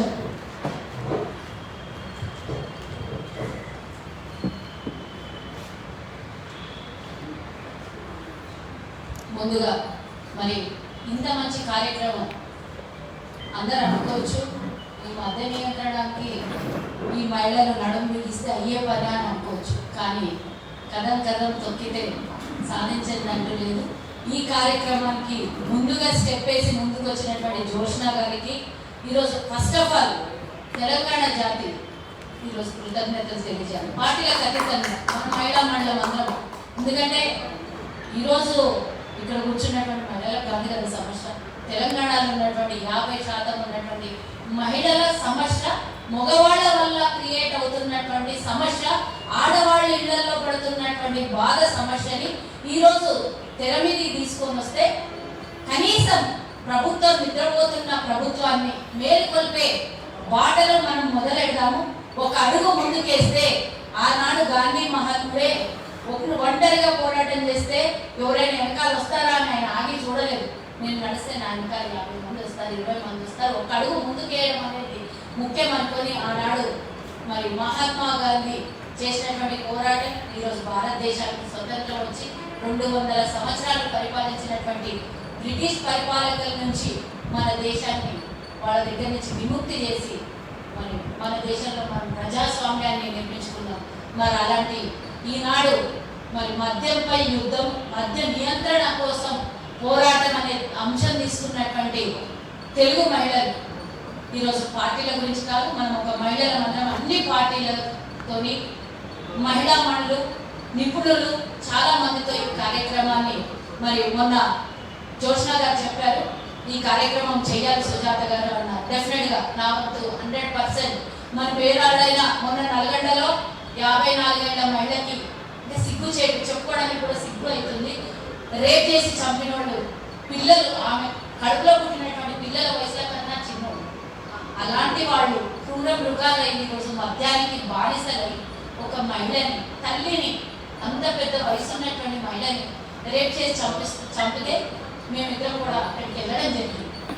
మరి అలాంటి సంఘటనలు చూసి అక్కడ పోయి మేము రొల్లి చేసి మద్యాన్ని నిషేధించండి, మద్యం మత్తులోనే ఈరోజు రేప్ చేస్తున్నారు, ఈరోజు నిరుద్యోగం కోసమే ఈరోజు బానిసలైపోతున్నారు యువతని అక్కడెక్కడో మాట్లాడడం కాదు, ఇలా సమావేశాలు ఏర్పరచుకొని రేపు పొద్దున మనం చెయ్యబోయే కార్యాచరణకి మనమేం డిసప్పాయింట్ అవ్వాల్సినటువంటి అవసరం లేదు. మనకి ఈరోజు చాలా కార్యక్రమాలు ఉండడం వల్ల, ఈరోజు పెళ్లిళ్ళు ప్రోగ్రామ్స్ చాలా ఉండడం వల్ల, ఇది మొన్ననే 2 రోజుల క్రితమే అనుకున్నటువంటి కార్యక్రమం కాబట్టి అందరూ రాకపోయి ఉండొచ్చు వేరే ఇతరత్ర కారణాల వల్ల. కానీ ఈరోజు మీరు ముందుకేసారు అడుగు. మేము కాంగ్రెస్ పార్టీగా, నేను ఒక మహిళగా, నేను కూడా ఒక తల్లిని, నేను 3 మగపిల్లల్ని కన్నా తల్లిని. మరి నాకు కూడా భయం ఉంది కదా, రేపు పొద్దున నా పిల్లలు కూడా అంటే అవ్వద్దు. భగవంతుడి దయ వల్ల సమాజంలో ఉన్నటువంటి మార్పు, మరి గల్లీకో బెల్ట్ షాపు, 2 సందులు దాటంగానే ఒక వైన్ షాపు, ఒక స్ట్రీట్ దాటంగానే ఒక పప్పు, ఇవి చాలా అన్నట్టు మళ్ళీ ఏడాదికి ఒకసారి టెండర్లు ఇస్తారు. అదేదో ఆస్తుల అమ్మకానికి టెండర్ వేసి అలవాటు అయిపోయింది కేసీఆర్కి. అట్లనే మద్యం షాప్లకి, బెల్ట్ షాప్లకి, కాకపోతే వైన్ షాప్లకి, పప్పులు కూడా గత ప్రభుత్వాలంటే కొన్ని కిలోమీటర్ల రేడియేషన్లో కనీసం రాజ్యాంగంలో ఉన్నటువంటి కొన్నిటినైనా చాలా మటుకు పాటించి అసలు పరిపాలనలు ఎట్లా ఉండాలి, ప్రజాస్వామ్యం అంటే ఎట్లా ఉండాలి, సామాన్య ప్రజలకి ఏ ఆటంకాలు కలగకుండా మనం పరిపాలించాలి అనే ఇంకిత జ్ఞానంతో ప్రజాస్వామ్యం నడిచేది. అధికారులు కూడా అదే విధంగా ఉండేది, పరిపాలకులు కూడా అదే విధంగా ఉండేది. కానీ ఈరోజు చూసుకుంటే అంటే ఇప్పుడు ఇంతకుముందు జోష్న గారు కానీ వాళ్ళు మాట్లాడినటువంటి ఇదేగా చెప్పారు, ఏ సంవత్సరానికి ఎంత మద్యము, ఏ సంవత్సరానికి ప్రభుత్వానికి ఎంత ఆదాయము, ప్రజల మీద ఎంత భారము, ఈ వచ్చినటువంటి పన్నులు ప్రభుత్వం ఏం చేస్తుంది అనే మాటలు మొత్తం డీటెయిల్గా చెప్పారు. నేను ఆ డీటెయిల్స్కి వెళ్ళదలుచుకోలేదు. సామాన్యంగా ఈరోజు జరుగుతున్నటువంటి సమాజంలో జరుగుతున్నటువంటి మద్యం వల్ల, మత్తు వల్ల జరుగుతున్నటువంటి అనర్థాల గురించే నేను ప్రభుత్వం మీద ఈరోజు ఖండిస్తూ ప్రభుత్వానికి వ్యతిరేకంగా మనం పోరాటం చేయాలి. వ్యతిరేకంగా అంటే కేసీఆర్ని దింపడానికి మహిళలందరూ కూర్చున్నారని అనుకున్నారు. దింపడం కోసం కాదు, నీకు ఎట్లా 2 ఏళ్లలో ఇందాకనే మా సోదరి చెప్పింది, మరి దింపడానికి కాదు, అసలు మాకు ఇష్టం లేదు, నువ్వు వద్దు అని చెప్పేస్తుంటే కూడా సిగ్గు లేదు ఈ ప్రభుత్వానికి. మరి ఈరోజు మద్యమే బానిసగా చెయ్యాలని ఏర్లై పారడానికి గతంలో 31 డిసెంబర్ వస్తే ఏదో నామకే వస చేసుకునేవాడు, ఇష్టం ఉన్నవాడు, ఏదో కొంత ట్రెడిషన్ గానో లేకపోతే వాళ్ళ ఇళ్ళలో అలవాటు ఉంటే ఏదో వెళ్ళిపోయేవాడు. ఇప్పుడు అట్లా కదయ్యా బాబు, ఆడవాళ్ళతో ఫ్యామిలీతో తీసుకొని పోయి వాళ్ళకున్న దరిద్ర రోగాలు ఆడవాళ్ళకు కూడా అంటించేసి అర్ధరాత్రి 12-1 గంట దాటిన దాకా మత్తులలో లీనమైపోయి ఆడవాళ్ళని కూడా, యువతని అంటే చిన్నపిల్లలు చూసుకోండి, ఇదంతా దేనికి బానిసత్వం అవుతుందంటే బాయ్ ఫ్రెండో లేకపోతే కుటుంబంలో లేకపోతే వాళ్ళ సర్కిల్లో వాళ్ళ స్టాఫ్ ఏదో ఒక రకంగా వాళ్ళు వెళ్తే వాళ్ళని చూసి వీళ్ళు ఒక పెగ్గు తాగడం అది కంటిన్యూగా అలవాటు అయిపోయి వాళ్ళు కూడా వీళ్ళతో ఇద్దరు ఫస్ట్ ఒక్కళ్ళు వెళ్తారు, తర్వాత 2 వెళ్తారు, తర్వాత 10 మందితో కూడి బార్లకు వెళ్ళి పబ్బులకు వెళ్ళి తాగే అలవాటు అయిపోతుంది. ఇదంతా కారణం దేనికి? ఒక లిమిట్స్ లేకుండా ప్రజలు ఎంత ఉన్నారో ప్రజలకు తగ్గట్టుగా మత్తు లిక్కర్ అమ్మాలే అని ఒక ప్రభుత్వం ఆలోచన చేస్తుంది అంటే దీనికన్నా దుర్మార్గమైనటువంటి, దీనికే ఏకమైనటువంటి చర్యలు ఇంకోటి ఉంటాయా? 750 కోట్ల రూపాయలు లిక్కర్ అమ్మిండు కేసీఆర్ అంటే మొన్న రాష్ట్రంలో 31 డిసెంబర్ నాడు, అంటే ఆ 4 రోజులు తీస్తే 2000 కోట్ల వరకు ఉండొచ్చు. కానీ నేను అంత డీటెయిల్గా నేను చెప్పదలుచుకోవాలని చెప్పింది సోదరి మండలి కాబట్టి, అంటే దాని మీద ఉన్న సోయి ఈరోజు 1,91,000 నిరుద్యోగ భర్తీ చేయాలని గత 7 ఏళ్ల నుంచి కేసీఆర్ ఎన్నడన్నా ఆలోచన వచ్చిందా? మాట్లాడుతూ ఎన్నికలు వస్తే నోటిఫికేషన్లు అన్నారు. ఆ నోటిఫికేషన్లకు ఏడాది గడువు ఇచ్చేయడానికి ఆయన ఇమీడియట్ గా ఏడాది గడిచిపోతుంది. కానీ వాళ్ళకి అప్పుడెప్పుడో 2 ఏళ్ళకి 3 ఏళ్ళకి ఒకసారి వేస్తుంది. కానీ ఇప్పుడు అట్లా కాదు, ఏడాదికి ఒకసారి ఆయనకి ఇష్టం ఉంటే కనుక 6 నెలలకు ఒకసారి టెండర్లు పిలుస్తాడు.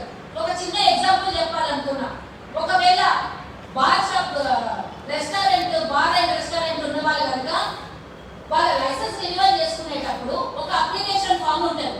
ఆ ఒక అప్లికేషన్ ఫామ్ గత ప్రభుత్వంలో 2014 ముందు ఒక 1000 రూపాయలు అప్లికేషన్ ఫామ్ కి రెన్యువల్ చేసేటప్పుడు ఫిల్అప్ చేయడానికి ఒక 1000 రూపాయలు ఛార్జ్ చేస్తుండే. మరి ఇప్పుడు ఏమయ్యానంటే ఆయన ఖజానా నిండాలి అనంటే ఈరోజు 1,00,000 రూపాయలు ఒక జిరాక్స్ కాపీ తీసుకుంటున్నాడు. అంటే ఇది ఏమైతుంది? ఏది అసలు దేని మీద బతికిస్తున్నాడు ఈరోజు ప్రజల్ని? అంటే నువ్వు ఆదాయాన్ని, తెలంగాణలో వస్తున్న ఆదాయాన్ని నీ కొంపకు చేర్చుకుంటూ నీ కొంపలో ఉన్న నీ 4-5 మంది కుటుంబ సభ్యులంతా మింగేయాలి. తెలంగాణ ఆదాయం అంతా తెగ మింగేయాలి. అప్పుల పాలైపోయి ఉద్యోగస్తులకు జీతాలు ఇవ్వని సమయంలో పెంచుండ్రా, లిక్కర్ పెంచుండి, కథ 30% పెంచుండి, 15% పెంచుండి, మీకు శాతం అయితే 10 వరకు టార్గెట్ ఇస్తాడు. ఏరియా ఎక్సైజ్ డిపార్ట్మెంట్ చెప్పి టార్గెట్ ఇచ్చి మీ టార్గెట్ ఇంత జీతాలు మీరు ఇంత వసూలు చేసుకోవాలి అంటే అది డబ్బు ఇక 12 కాదు 20 వరకు పర్మిషన్లు ఇస్తారు. ఇష్టానుసారం నమ్ముకోండి. అదే 70 రూపాయలు 90 రూపాయలు 150 రూపాయలు అయింది అంటే అవన్నీ నాకైతే చెప్పడం రాదు. కానీ చెప్తూ ఉంటే విన్నటువంటి మాటలు నేను చూసినటువంటి అంటే ఈరోజు రేట్లు పెంచేసి పెళ్ళాల మెడల్లో పాప కూలో నాలో చేసుకొని పెళ్ళాల మెడలో పుస్తకం ఉంటే ఏదో ఉన్న దాంట్లో బట్టి ఒక పుస్తకాడ ఏదో ఉంటే అది కూడా ఈరోజు పెరిగిన రేట్లకి అది కూడా పోయి తాకట్టుగా పెడతాడు. ఇవ్వకపోతే పెళ్ళాన్ని కొట్టేగా పుచ్చుకొని పోతాడు. ఈరోజు పరిస్థితి ఏమైతుంది?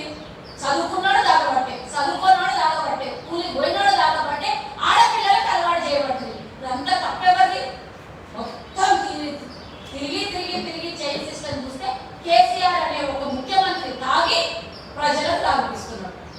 అంటే ఆయనకు ఓర్చలేని పరిస్థితిలో లిక్కరే ఒక ఆదాయంగా తెలంగాణ ప్రజల్ని ప్రభుత్వ ఉద్యోగాలే కానీ ప్రభుత్వ వ్యవస్థ నడవాలి అని అంటే లిక్కర్ ఆదాయంగా మార్చుకున్నాడు. మీకు గుర్తుండాలి 2020లో మార్చిలో మనకి లాక్డౌన్ వచ్చినప్పుడు చేప పిల్లలాగా తల్లాడి కేసీఆర్ లిక్కర్ షాపులు బంద్ పెడితే ఇమీడియట్ గా అన్ని ప్రభుత్వ వ్యవస్థ తెరవక ముందే వైన్ షాపులు తెరిపించింది. అప్పుడు కరోనా రాలేదు. బార్లు కిలోమీటర్లు అది పోయి ఆ రోజు కరోనా ఇంజెక్షన్ కోసమో లేకపోతే మందులకో ఇంట్లో ఎవరికైనా కరోనా వస్తే వాళ్ళ కోసం మెడికల్ షాప్ లో పరిగెత్తినట్ల తెల్లారి వరకు అందరు వైన్ షాప్ల చుట్టూ తిరిగింది. అంటే కేసీఆర్ కి చూడండి, మనం అంతమంది చచ్చిపోయి కుటుంబాలు అల్లాడి కరోనాల నుంచి బయటికి పోతే ఎక్కడ ఆ కరోనా ఇన్ఫెక్షన్ సోపుతుందో అని భయం ఉన్న సందర్భంలో 50 రోజులంటే పట్టుమని 50 రోజులు ప్రభుత్వాన్ని నడిపించలేకపోయింది. జీతాలు సగం ఇస్తా అన్నాడు. ఫస్ట్ అయితే ఇయ్యని అన్నాడు జీతాలు. ఆ తర్వాత అందరూ ఉద్యోగస్తులంతా గొడవ చేస్తే ప్రైవేట్ వాళ్ళు కూడా ఫుల్ ఇవ్వాలి అని అంటే ప్రైవేట్ వాళ్ళు ఫుల్ ఇవ్వమంటూ నువ్వు ఇవ్వమా ప్రభుత్వంలో ఉన్నటువంటి ఆదాయాలను మిగిలి కూర్చున్నావు అని అందరు దిగబడితే సగం జీతాలు ఇచ్చేది. ఆ జీతాలు ఇవ్వడం కూడా ఖజానాలో డబ్బులు లేవన్నాడు. మిగిలి కూర్చుంటే డబ్బులు ఎడికేలుంటే ఖజానా ఖాళీ చేస్తాడు. కరోనా సమయంలో ముఖ్యమంత్రి నిధులకు వచ్చినటువంటి డబ్బుకి ఇంతవరకు ఒక్క రోజన్నా శ్వేతపత్రం రిలీజ్ చేసిందా? అక్కడ మోదీ రిలీజ్ చేయడు, ఇక్కడ మన కేసీఆర్ రిలీజ్ చేయడు. అట్లా వీళ్ళకి కావాల్సినటువంటి ఆదాయము ఏమన్నా అమ్ముకొని కళ్ళు మూసుకొని తాగినోడు చదువుకోనోడు తాగినంటే అన్ని మర్చిపోతాడు. తెలంగాణ ప్రభుత్వంలో జరుగుతున్నట్టు అవినీతిని ప్రశ్నించొద్దంటే తాగబెట్టి పండబెట్టాలి తెలంగాణ ప్రజలు. ఇది ఒకటి నేర్చుకున్నటువంటి కేసీఆర్ ఈ రోజు నిజంగా ఈ ఉద్యమానికి నేనైతే 100% పార్టీలను పక్కకు పెట్టేసైనా సరే అవసరమైతే మీతో పాటు మేము 24 గంటల్లో ఎప్పుడు మీరు పిలిపిస్తే ఈ దీనికోసం. ఎందుకంటే ఈరోజు నిరుద్యోగస్తులకు ఉద్యోగాలు లేక పిల్లలు మనం బానిసలే చూసినాం. మన అక్కడ సింగరేణి కాలంలో 6 ఏళ్ల పిల్లకి రేప్ చేసి చంపినప్పుడు దాని వెనకాల ఉన్న భాగవతం ఏంటి? మద్దతుకు బానిస అవ్వడమే. ఇదే కదా కారణం. వాడు తాగి మత్తుకు బానిసై ఆడపిల్లని రేప్ చేశాడు. తెలంగాణలో ఈరోజు మానవంగాలు జరుగుతున్న శాతం భారతదేశంలో ఈరోజు స్థితి ఏంటంటే ఉత్తరప్రదేశ్ లో ఈక్వల్గా తెలంగాణ అవుతుంది. 9 ఏళ్ల పిల్లకు రేప్ చేస్తారు, 6 ఏళ్ల పిల్లకు మానవంగా చేస్తారు, 54 ఏళ్ల మహిళకు రేప్ చేస్తారు. మొన్న ఎక్కడో చదివిన 70-90 ఏళ్ల మహిళకు కూడా రేప్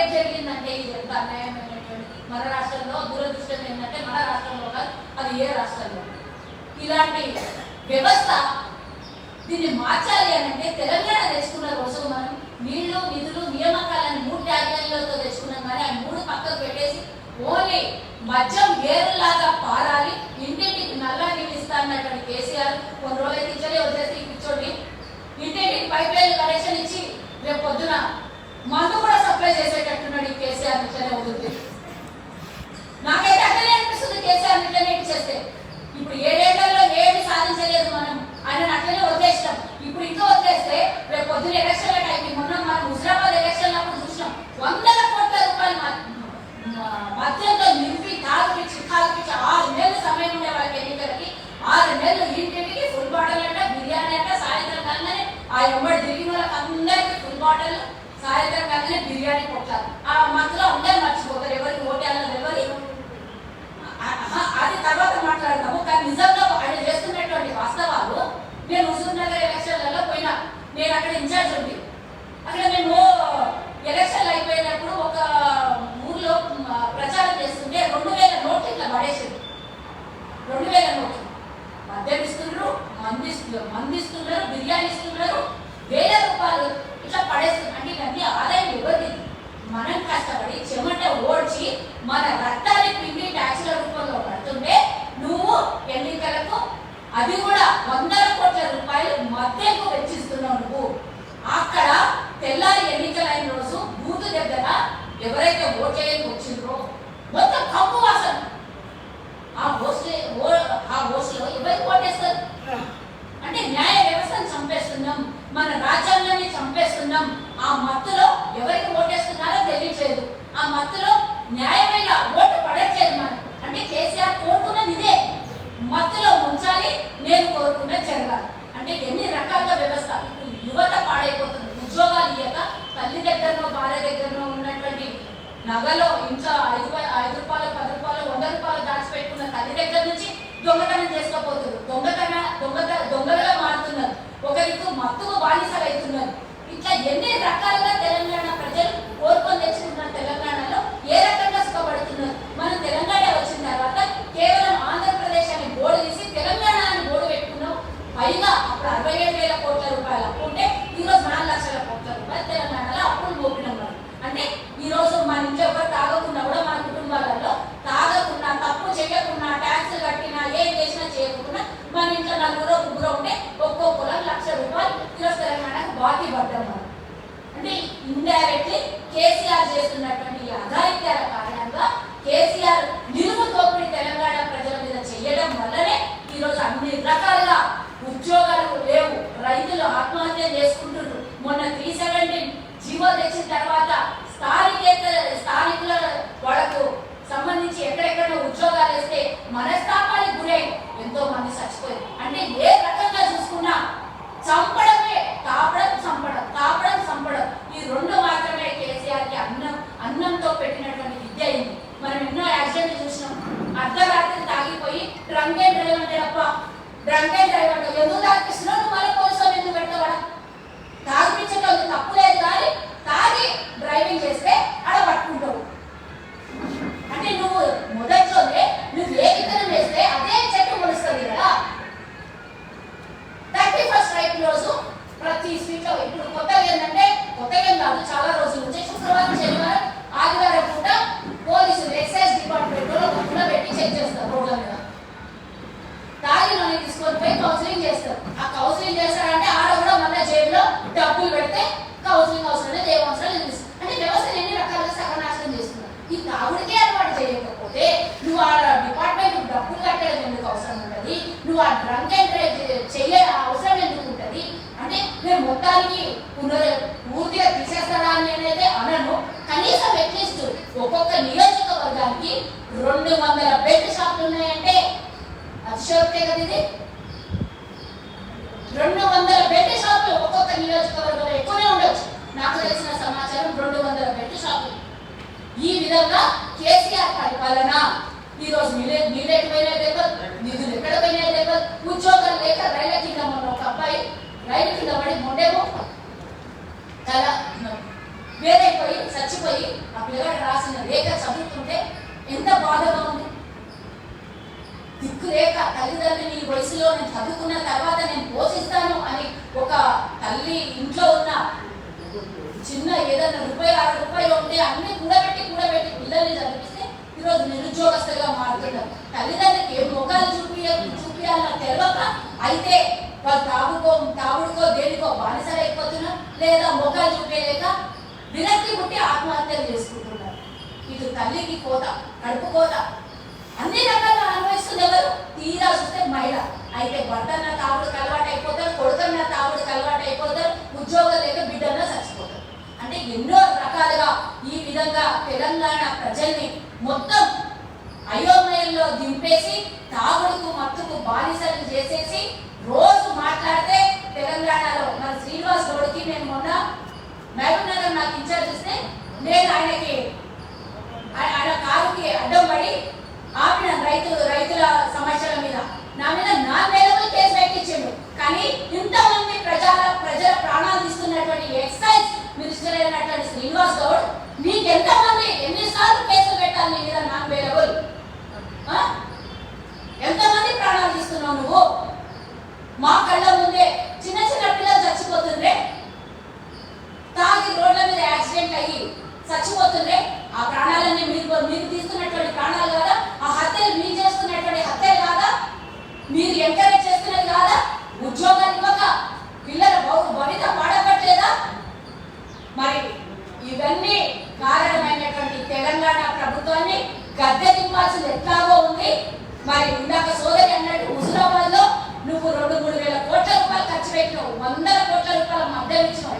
కానీ ప్రజలు తిరగబడితే శాసనం రాయాలి అనుకుంటే నువ్వు కాదు నీ చేజమ్మ ఎప్పుడొచ్చినా కూడా దింపేది ఖాయము, వద్దు అనుకుంటే ఓటేయలేరు. మత్తులో ఇన్నేళ్ళు దింపినావు, కానీ ఇప్పుడు కథ మారుతుంది, రివర్స్ గేర్ పడుతుంది. ఆలోచించుకో. ఈరోజు మహిళలందరూ చైతన్యమయ్యి ఒకవేళ నీ దగ్గర నీ ప్రగతి భవన్నే మేము మహిళలంతా ముట్టడించి ఈ లిక్కర్ని కంట్రోల్ చేయకపోతే తీస్తాడని మాత్రం నేను అనుకోను. గొంతులో ప్రాణం ఉండగా కంట్రోల్ చేయకపోతే అంటే బార్లకు వైన్లకు అడ్డగోలుగా పర్మిషన్ ఇచ్చి బెల్ట్ షాపులు ఎక్కడ పడితే అక్కడ పెట్టి నువ్వు బెల్ట్ షాపుల వల్ల ఎంత అనర్థం జరుగుతుంది. మొన్న నల్గొండలో జరిగినటువంటి అఘాయిత్యం బెల్ట్ షాప్ వల్లనే కదా. అక్కడే రాముడు కలబడిన మహిళలకి లాక్కొని పోయి రేపులు చేయడాలు. ఇవన్నీ కంట్రోల్ చెయ్యకపోతే, బెల్ట్ షాపులు మూతలు పడకపోతే మేమందరం కూడా అన్ని పార్టీలు కూడా నీకు వ్యతిరేకంగా నువ్వు చేస్తున్నటువంటి వ్యతిరేక విధానాల మీద పోరాటం చెయ్యకపోతే ఎట్లయితే ఇందాక జోష్ణ గారు చెప్పిండ్రో మహిళా కమిషన్ ఇచ్చేంత వరకు 7 ఏళ్ళు సిగ్గుమాల్య చర్యలు. అసలు సిగ్గుమాల్య విషయం అది. ఒక మహిళా కమిషన్ ఇయ్యని ప్రతిపక్షాలు పోరాడాల్సినటువంటి దుస్థితి తెలంగాణలో పట్టింది. మహిళలకు ఏం గౌరవం ఉంది? ఎక్కడ గౌరవం ఉంది? నీ బిడ్డ ఒక్కటే మహిళ గౌరవపడుతుందా? అదే రాష్ట్రంలో ఈరోజు ఇంతమంది చచ్చిపోతే ఏడైనా ఒక్క రోజైనా నీ కూతురు వచ్చి వాళ్ళ కుటుంబాన్ని పరామర్శించిందా? ఆమెకి దుబాయ్లో పోయి ఆమె ఫ్లాట్ ఇనాగరేషన్ చేసుకొని వస్తుంది. కానీ అదే తెలంగాణలో చచ్చిపోయిన ఒక్క బిడ్డ ఇంటికన్నా పోయి ఏ కుటుంబాన్ని పరామర్శించిందా? నీ బిడ్డ ఈరోజు దుబాయ్లో ఫ్లాట్ కొనాలంటే మేము కట్టిన పైసా కాదా ఇది? వేలాది లక్షలాది కోట్లు ఎన్నికేస్తున్నావు, మా పైసలే కదా. మరి మేము బాగలేనప్పుడు నువ్వు ఉంటే ఎంత, పోతే ఎంత, మాకేం అవసరం నువ్వు? ఇదిగో మా సోదరి పక్క నుంచి చెప్తుంది, కూర్చున్నప్పుడు ఎంతగా గుంజి పడేయాలంట. గుంజి పడేసే రోజులు సన్నిధిలో ఉన్నది. మనం అందరం తల్లులము, మహిళలము, 50% ఓట్లు ఉన్నటువంటి మనం మహిళలను చైతన్యవంతమైతే వెనుకడికి మన పెద్దల నానుడి ఉంది, ఒక పురుషుడి విజయం పెరగాల మహిళ ఉన్నది అని కాదు. ఈ రోజు మేము ముందుండే ఈ కార్యక్రమాన్ని చేపడతాం. మా ఎడకాల పురుషులు, మా పార్టీ అన్ని సపోర్ట్ చేయాలి.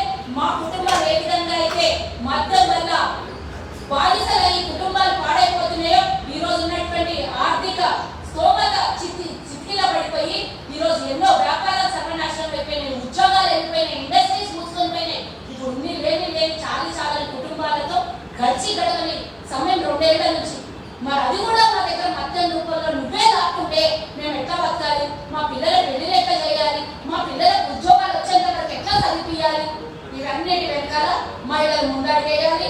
మీతో మేము ఉంటాం జోష్ణ గారు. మనమందరం కలిసి ఈ పోరాటంలో ఎప్పుడు మీరు పిలిపించినా సరే మేము కూడా కాంగ్రెస్ పార్టీ తరఫు నుంచి మేము కూడా ఈ ఉద్యమం ఉవ్వెత్తున లేసేంత వరకు తెలంగాణని బానిస బతుకులు చేసినటువంటి కేసీఆర్ కమిషన్కి ఎట్లయితే మహిళా కమిషన్కి ఒప్పుకొని ఇవ్వాల్సి వచ్చిందో, నువ్వు బెడ్ షాప్లు మద్యం కమిషన్లు ఇవ్వడానికి బంద్ చేసేంత వరకు ఈరోజు మహిళా సమాజం కొట్లాడుతుందని హెచ్చరిస్తూ మరి ఈ అవకాశం ఇచ్చినటువంటి మీ అందరికీ, ముఖ్యంగా జ్యోత్స్న గారికి, మరి ఇంతసేపు విన్నటువంటి మా మహిళా మండలికి అందరికీ మనం అందరం కలిసి పోరాటం చేయాల్సినటువంటి సమయం ఉంది.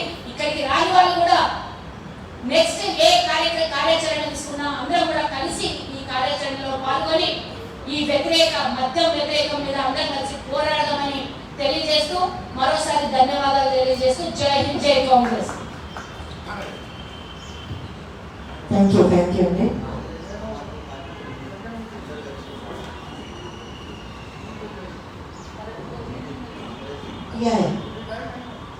ఒక 10 minutes అండి.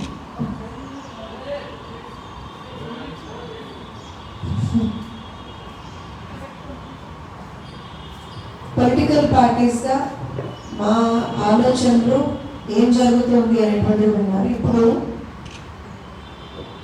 we have నీలిమ గారు, అంటే చాలా మందికి, అంటే మా లాంటి వాళ్ళు ఈవెన్ ప్రెస్కి కూడా చాలా మందికి తెలుసుంటారు తను. ఎందుకంటే గత కొన్ని రోజులుగా మనందరం రెఫరెండం ఒకటి నడుస్తుంది. మీ అందరికీ గుర్తుంటే అపార్ట్మెంట్స్ దగ్గర ఒక బాక్స్ పెట్టి మీ రెసిడెన్షియల్ ఏరియాస్లో మద్యం దుకాణాలు ఉండాలా వద్దా అని చెప్పి ఒక ఓటింగ్ సిస్టమ్ నడుస్తుంది.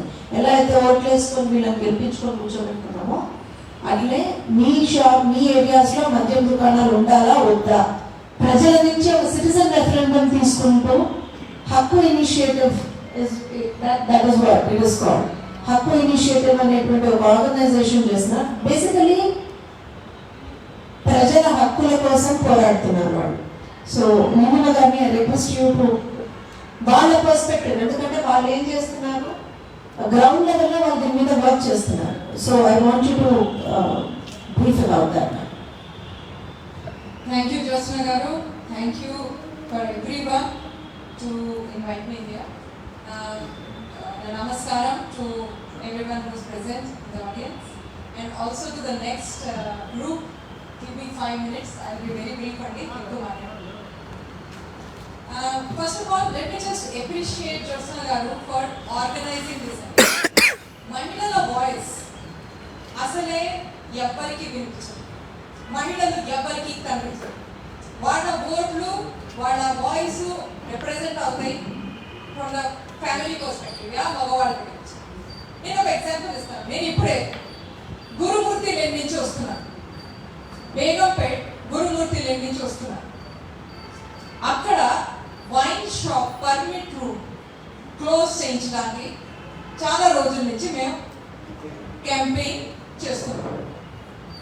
ఇవాళ ఎక్సైజ్ వాళ్ళు, local MLA representatives, corporators, GHMC వాళ్ళు, పోలీస్ వాళ్ళు అందరూ వచ్చారు. ఆ రెసిడెంట్స్తో కలిసి మీటింగ్ చేసి ఇప్పుడే అక్కడి నుంచి అందుకే లేట్ అయ్యా. ఆ పర్మిట్ రూమ్ ఎంట్రన్స్ ఒకటి ఉంది, ఏదైతే గురుమూర్తి లేన్ వే ఓపెన్ అవుతుంది, అది క్లోజ్ చేయడానికి డెసిషన్ అయ్యి. ఈ డిసిషన్ ఒక పెద్ద డిసిషన్. ఎందుకంటే ఒక జస్ట్ 12th ఫిబ్రవరి మేము ఒక ఎలక్షన్ పెట్టాం, ఒక రిఫార్మ్ మొదలు పెట్టాం. లిక్కర్ షాప్స్ రెసిడెన్షియల్ ఏరియాస్లో ఉండాలా ఉండకూడదా అనే దాని మీద ఓటింగ్ చేయించాం. దీన్ని సిటిజన్ రెఫరెండం అంటారు.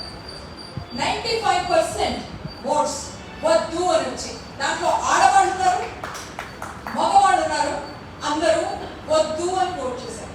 దాని మూలంగానే దాని రిజల్టే మనం ఇవాళ చూస్తున్నాం. ఆ permit room entrance is now going to be closed. ఇది ఒక పెద్ద విక్టరీ ఆ లోకల్ ఫైటర్స్ కి, ఆ లోకల్ ఓటర్స్ కి. 1500 మంది వచ్చి ఓట్ చేశారు. ఒక్క question, do you want liquor shops in your residential areas? ఇది గవర్నమెంట్స్ ఎందుకు అడగకూడదు? ఈ క్వశ్చన్ వైన్ షాప్స్ పెట్టే ముందర గవర్నమెంట్స్ ఎందుకు అడగకూడదు? అడ్మినిస్ట్రేషన్ ఎందుకు అడగకూడదు? ఎక్సైజ్ డిపార్ట్మెంట్ ఎందుకు అడగకూడదు ఈ క్వశ్చన్?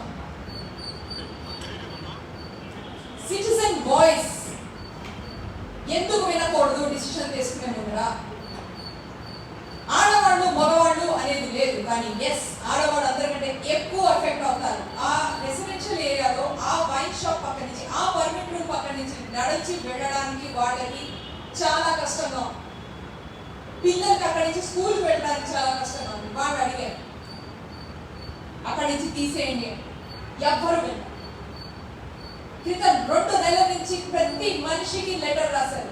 ఎలక్టెడ్ ఎమ్మెల్యేస్ దగ్గర నుంచి ఆఫీషియల్స్ దాకా ప్రతి మనిషికి రాశారు, ఎవ్వరూ వినలేదు. 20 కంటే ఎక్కువ లెటర్స్ రాశారు, రిప్రజెంటేషన్స్ ఇచ్చారు. ఎందుకు వినలేదు? అందరూ అన్నారు వైన్ షాప్స్ చాలా పవర్ఫుల్, వైన్ షాప్స్ దగ్గర చాలా పెట్టుబడి పెట్టి ఇన్వెస్ట్మెంట్ పెట్టి కట్టారు. ఎవ్వరు పెట్టు. వైన్ షాప్స్ క్లోజ్ అవ్వవు. వైన్ షాప్ క్లోజ్ అయ్యే మాట మర్చిపోండి. పర్మిట్ రూమ్ ఓపెన్ అయితే అస్సలు మరీ క్లోజ్ అవ్వదు. ఇంకా మర్చిపోండి అసలు దీని గురించి. ఇది పర్మనెంట్. మీరు గురుమూర్తి లేని వాళ్ళు చాలా పీస్ఫుల్గా ఉండేవాళ్ళు. ఇప్పుడు పరిస్థితి మారింది. దీంట్లో కాంప్రమైజ్ అయింది. ఎలా కూడా సర్దుకో. వైన్ షాప్ వచ్చింది, మీరు యూ హ్యావ్ టు అడ్జస్ట్. నేను ఒకటే చెప్పాను, మీరు ఎంతమంది ఎంత డబ్బులు ఖర్చు పెట్టి, ఇక్కడ మన మీద వాళ్ళు కూడా అన్నారు, డబ్బులు ఖర్చు పెట్టి లిక్కర్ స్పెండ్ చేసి పవర్లోకి వస్తారు. అంత వాళ్ళ దగ్గరే ఉంటుంది పవర్ అంతా. మన దగ్గర కూడా ఒక పవర్ ఉంది, సిటిజన్స్. ఏమిటో పవర్? ఓట్. ఎస్. సో ఆ ఓట్ పవర్ ఇవాళ కనిపించింది. జస్ట్ 2 hours ఉంటాం, 1.5 hours ఉంటాం. వెన్ అడ్మినిస్ట్రేషన్ వచ్చి వాళ్ళతో కూర్చుని వాళ్ళతో మాట్లాడి ఆ పర్మిట్ రూమ్ క్లోజ్ చేస్తామని, ఆ పర్మిట్ రూమ్ ఎంట్రన్స్ క్లోజ్ చేస్తామని ప్రామిస్ చేసి వెళ్ళారు. That is the power of the vote. నేను అనుకునేది ఏంటంటే, నా దగ్గర నేను రిజల్ట్స్ తీసుకొచ్చాను, కానీ మన దగ్గర సమయం ఎక్కువ లేదు, అందుకని నేను ఎక్కువ సమయం తీసుకుంటాను. నేను చెప్పేది ఒక ఇంపార్టెంట్ థింగ్ ఏంటంటే, ఆడవాళ్ళు ఎస్ మహిళలు, ఇది ఒక పెద్ద విషయం, మహిళల సేఫ్టీ గురించి, ఫ్యామిలీ సేఫ్టీ గురించి. కానీ నేను నా ఎక్స్పీరియన్స్లో నాకు అర్థమైంది ఏంటంటే, మగవాళ్ళు కూడా దీని సపోర్ట్లో ఉంటున్నారు. వాళ్ళు ఇది ఒక డివైడ్ కాదు. మగవాళ్ళు కూడా వాళ్ళ ఫ్యామిలీ గురించి, ఆడవాళ్ళ గురించి, పిల్లల గురించి, మహిళల గురించి వాళ్ళు ఉపయోగాలు అవుతున్నారు. అందరినీ తీసుకుని టుగెదర్ వెళ్తేనే ఇది సాల్వ్ అవుతుంది. ఒకటి, దట్స్ ద మోస్ట్ ఇంపార్టెంట్. రెండోది, పాలసీలో చేంజ్ తీసుకురావాలి. ఇలాంటి ఓటింగ్, పర్మిషన్, రెఫరెండం, ఇది ఏదైనా లిక్కర్ షాప్ పెట్టే ముందర రావాలి. లాస్ట్ పాయింట్, ఎందుకంటే ఇది ఒక పొలిటికల్ దీనిలో కాకుండా నేను ఒక రిఫార్మ్ ప్లాట్ఫామ్లో చూస్తున్నాను కాబట్టి చెప్తున్నాను. అన్ని పార్టీలు దీని గురించి ఒక క్లియర్ స్టాండ్ తీసుకుంటే, రెసిడెంట్స్ పర్మిషన్ లేకుండా లిక్కర్ షాప్స్ రెసిడెన్షియల్ ఏరియాస్లో రాకూడదు అనే డిసిషన్ కనుక అన్ని పొలిటికల్ పార్టీస్ కలిసి తీసుకుంటే, రూలింగ్ కానీ అపోజిషన్ కానీ ఎవరైనా ఇది ఒక పాలసీల రూపంలో రావచ్చు. ఇది వస్తే కనుక సమాజంలో ఒక పెద్ద మార్పు వస్తుంది. చిన్న పిల్లలు రెసిడెన్సెస్ లో ఆ చుట్టుపక్కల ఉన్న ఏరియాస్ ని ఇన్ఫ్లుయెన్స్ చేయకుండా ఆ లిక్కర్ షాప్ నుంచి దూరంలో పెట్టుకుంటే ఒక మార్పు పాసిబిలిటీ ఉంటుంది. కానీ క్వశ్చన్ ఏంటి, దీంట్లో రూలింగ్ పార్టీ, ఆపోజిషన్ అలాంటివి లేవు. ఇది ఒక సామాజిక ప్రాబ్లం, దీనికి ఒక సామాజిక సొల్యూషన్ కావాలి. వస్తారా everybody? will the ruling party also join all the opposition parties, every other party which is interested in solving this? That remains to be seen. Thank you.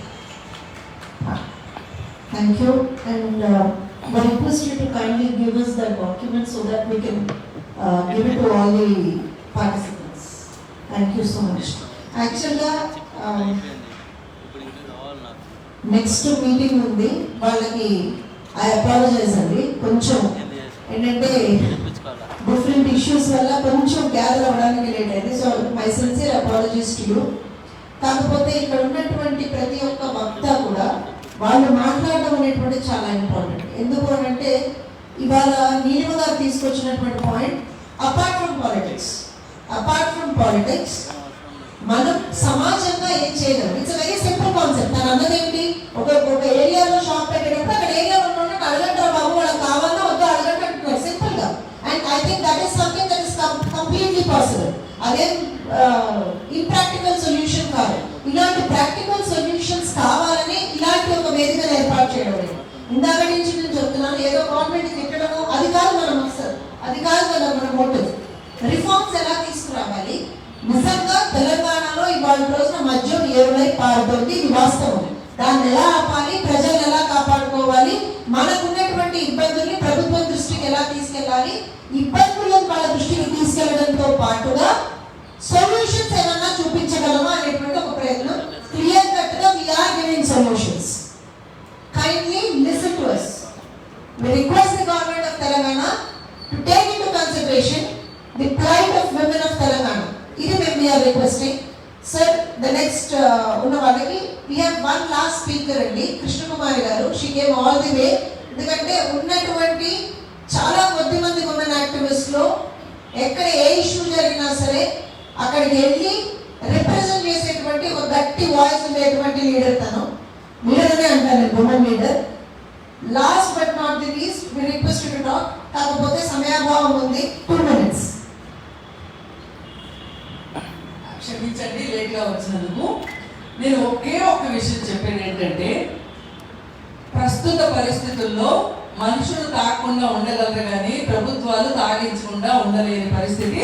మన ఆర్థిక వ్యవస్థ అలా అలా నెట్టివేయబడింది. దీనికి ఒక ప్రభుత్వాన్నే నిందించి కూడా ప్రయోజనం లేదు, అనాదిగా మనకు నడుస్తూ ఉన్నది.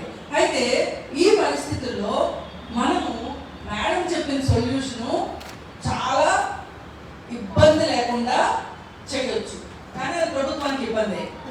ఇంకొకటి ఏంటంటే, మనము చట్టంలో ఒక ఆప్షన్ ఉంది.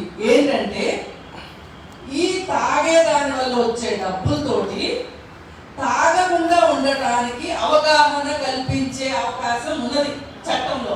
అది మనం డిమాండ్ చేద్దాం.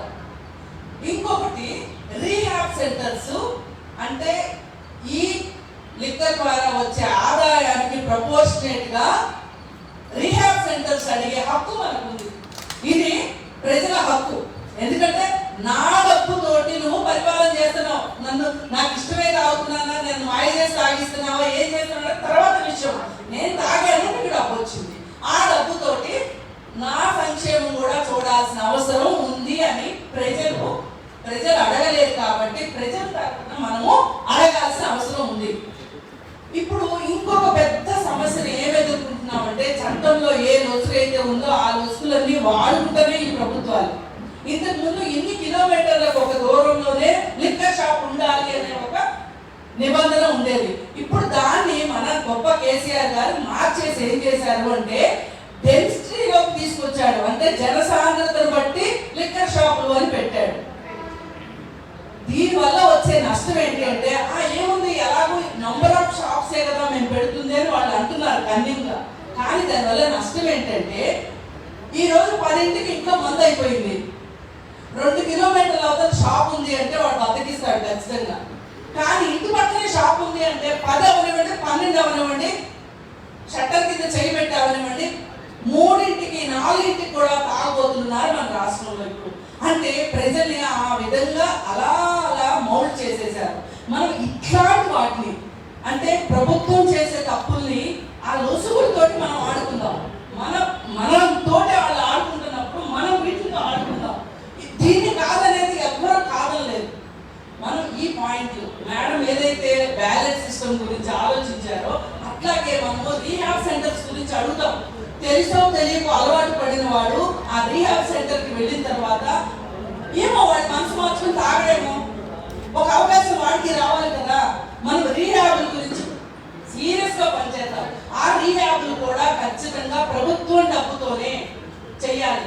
రీహాబ్ సెంటర్ అంటే ఓన్లీ ఎర్రగడ్డ మాత్రమే ఉంది మనకి. ఎర్రగడ్డ అనగానే ప్రజలు ఎరగడానికి కూడా భయపడతారు. కానీ రీహాబ్స్ అంటే కేవలం ధనవంతులు మాత్రమే వెళ్ళగలుగుతున్నారు. కానీ ప్రతి సామాన్యుడికి ఒక రీహాబ్ కావాలి ఈ విషయంలో. అందుకోసం మనం ఆ విధానంలో మనం పనిచేసి మనం ప్రజలకి సాధ్యమైనంత మనం సహాయం చేద్దాం. ప్రభుత్వానికి ఇక్కడ ఎవ్వరూ వ్యతిరేకులు కాదు, మనం రాజ్యాంగ వ్యతిరేక శక్తులు కాదు ఇక్కడ కూర్చుంది. కాకపోతే ఏంటంటే, ఈ ప్రభుత్వాలు ఉన్నది ప్రజల కోసం, ఆ ప్రజల కోసం మనం కూడా పనిచేయాలని కోరుకుంటున్నాము.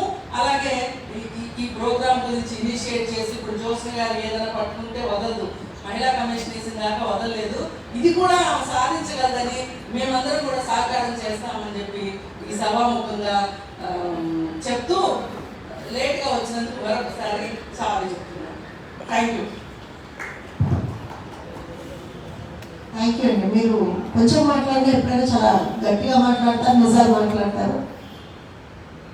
ఇక్కడికి విచ్చేసినటువంటి ప్రతి ఒక్క పార్టిసిపెంట్కి, దీన్ని సోషల్ మీడియాలో చూస్తూ మాకు సపోర్ట్ ఇస్తున్నటువంటి ప్రతి ఒక్క పార్టిసిపెంట్కి, ఇంతసేపు ఓపికగా ఉండి మేము చెప్పినటువంటి ప్రతి పాయింట్ని నోట్ చేసుకుంటూ ఖచ్చితంగా ప్రజల సంక్షేమం కోసం మా వంతు మేము కూడా చేస్తాము అని చెప్పి ముందరకు వచ్చినటువంటి ప్రతి ఒక్క జర్నలిస్ట్ మిత్రులకి అందరికీ కూడా సవినయంగా చేతులు జోడించి ధన్యవాదాలు చెప్పుకుంటున్నాం. ఎందుకంటే it's just not something commercial and it's just not something political.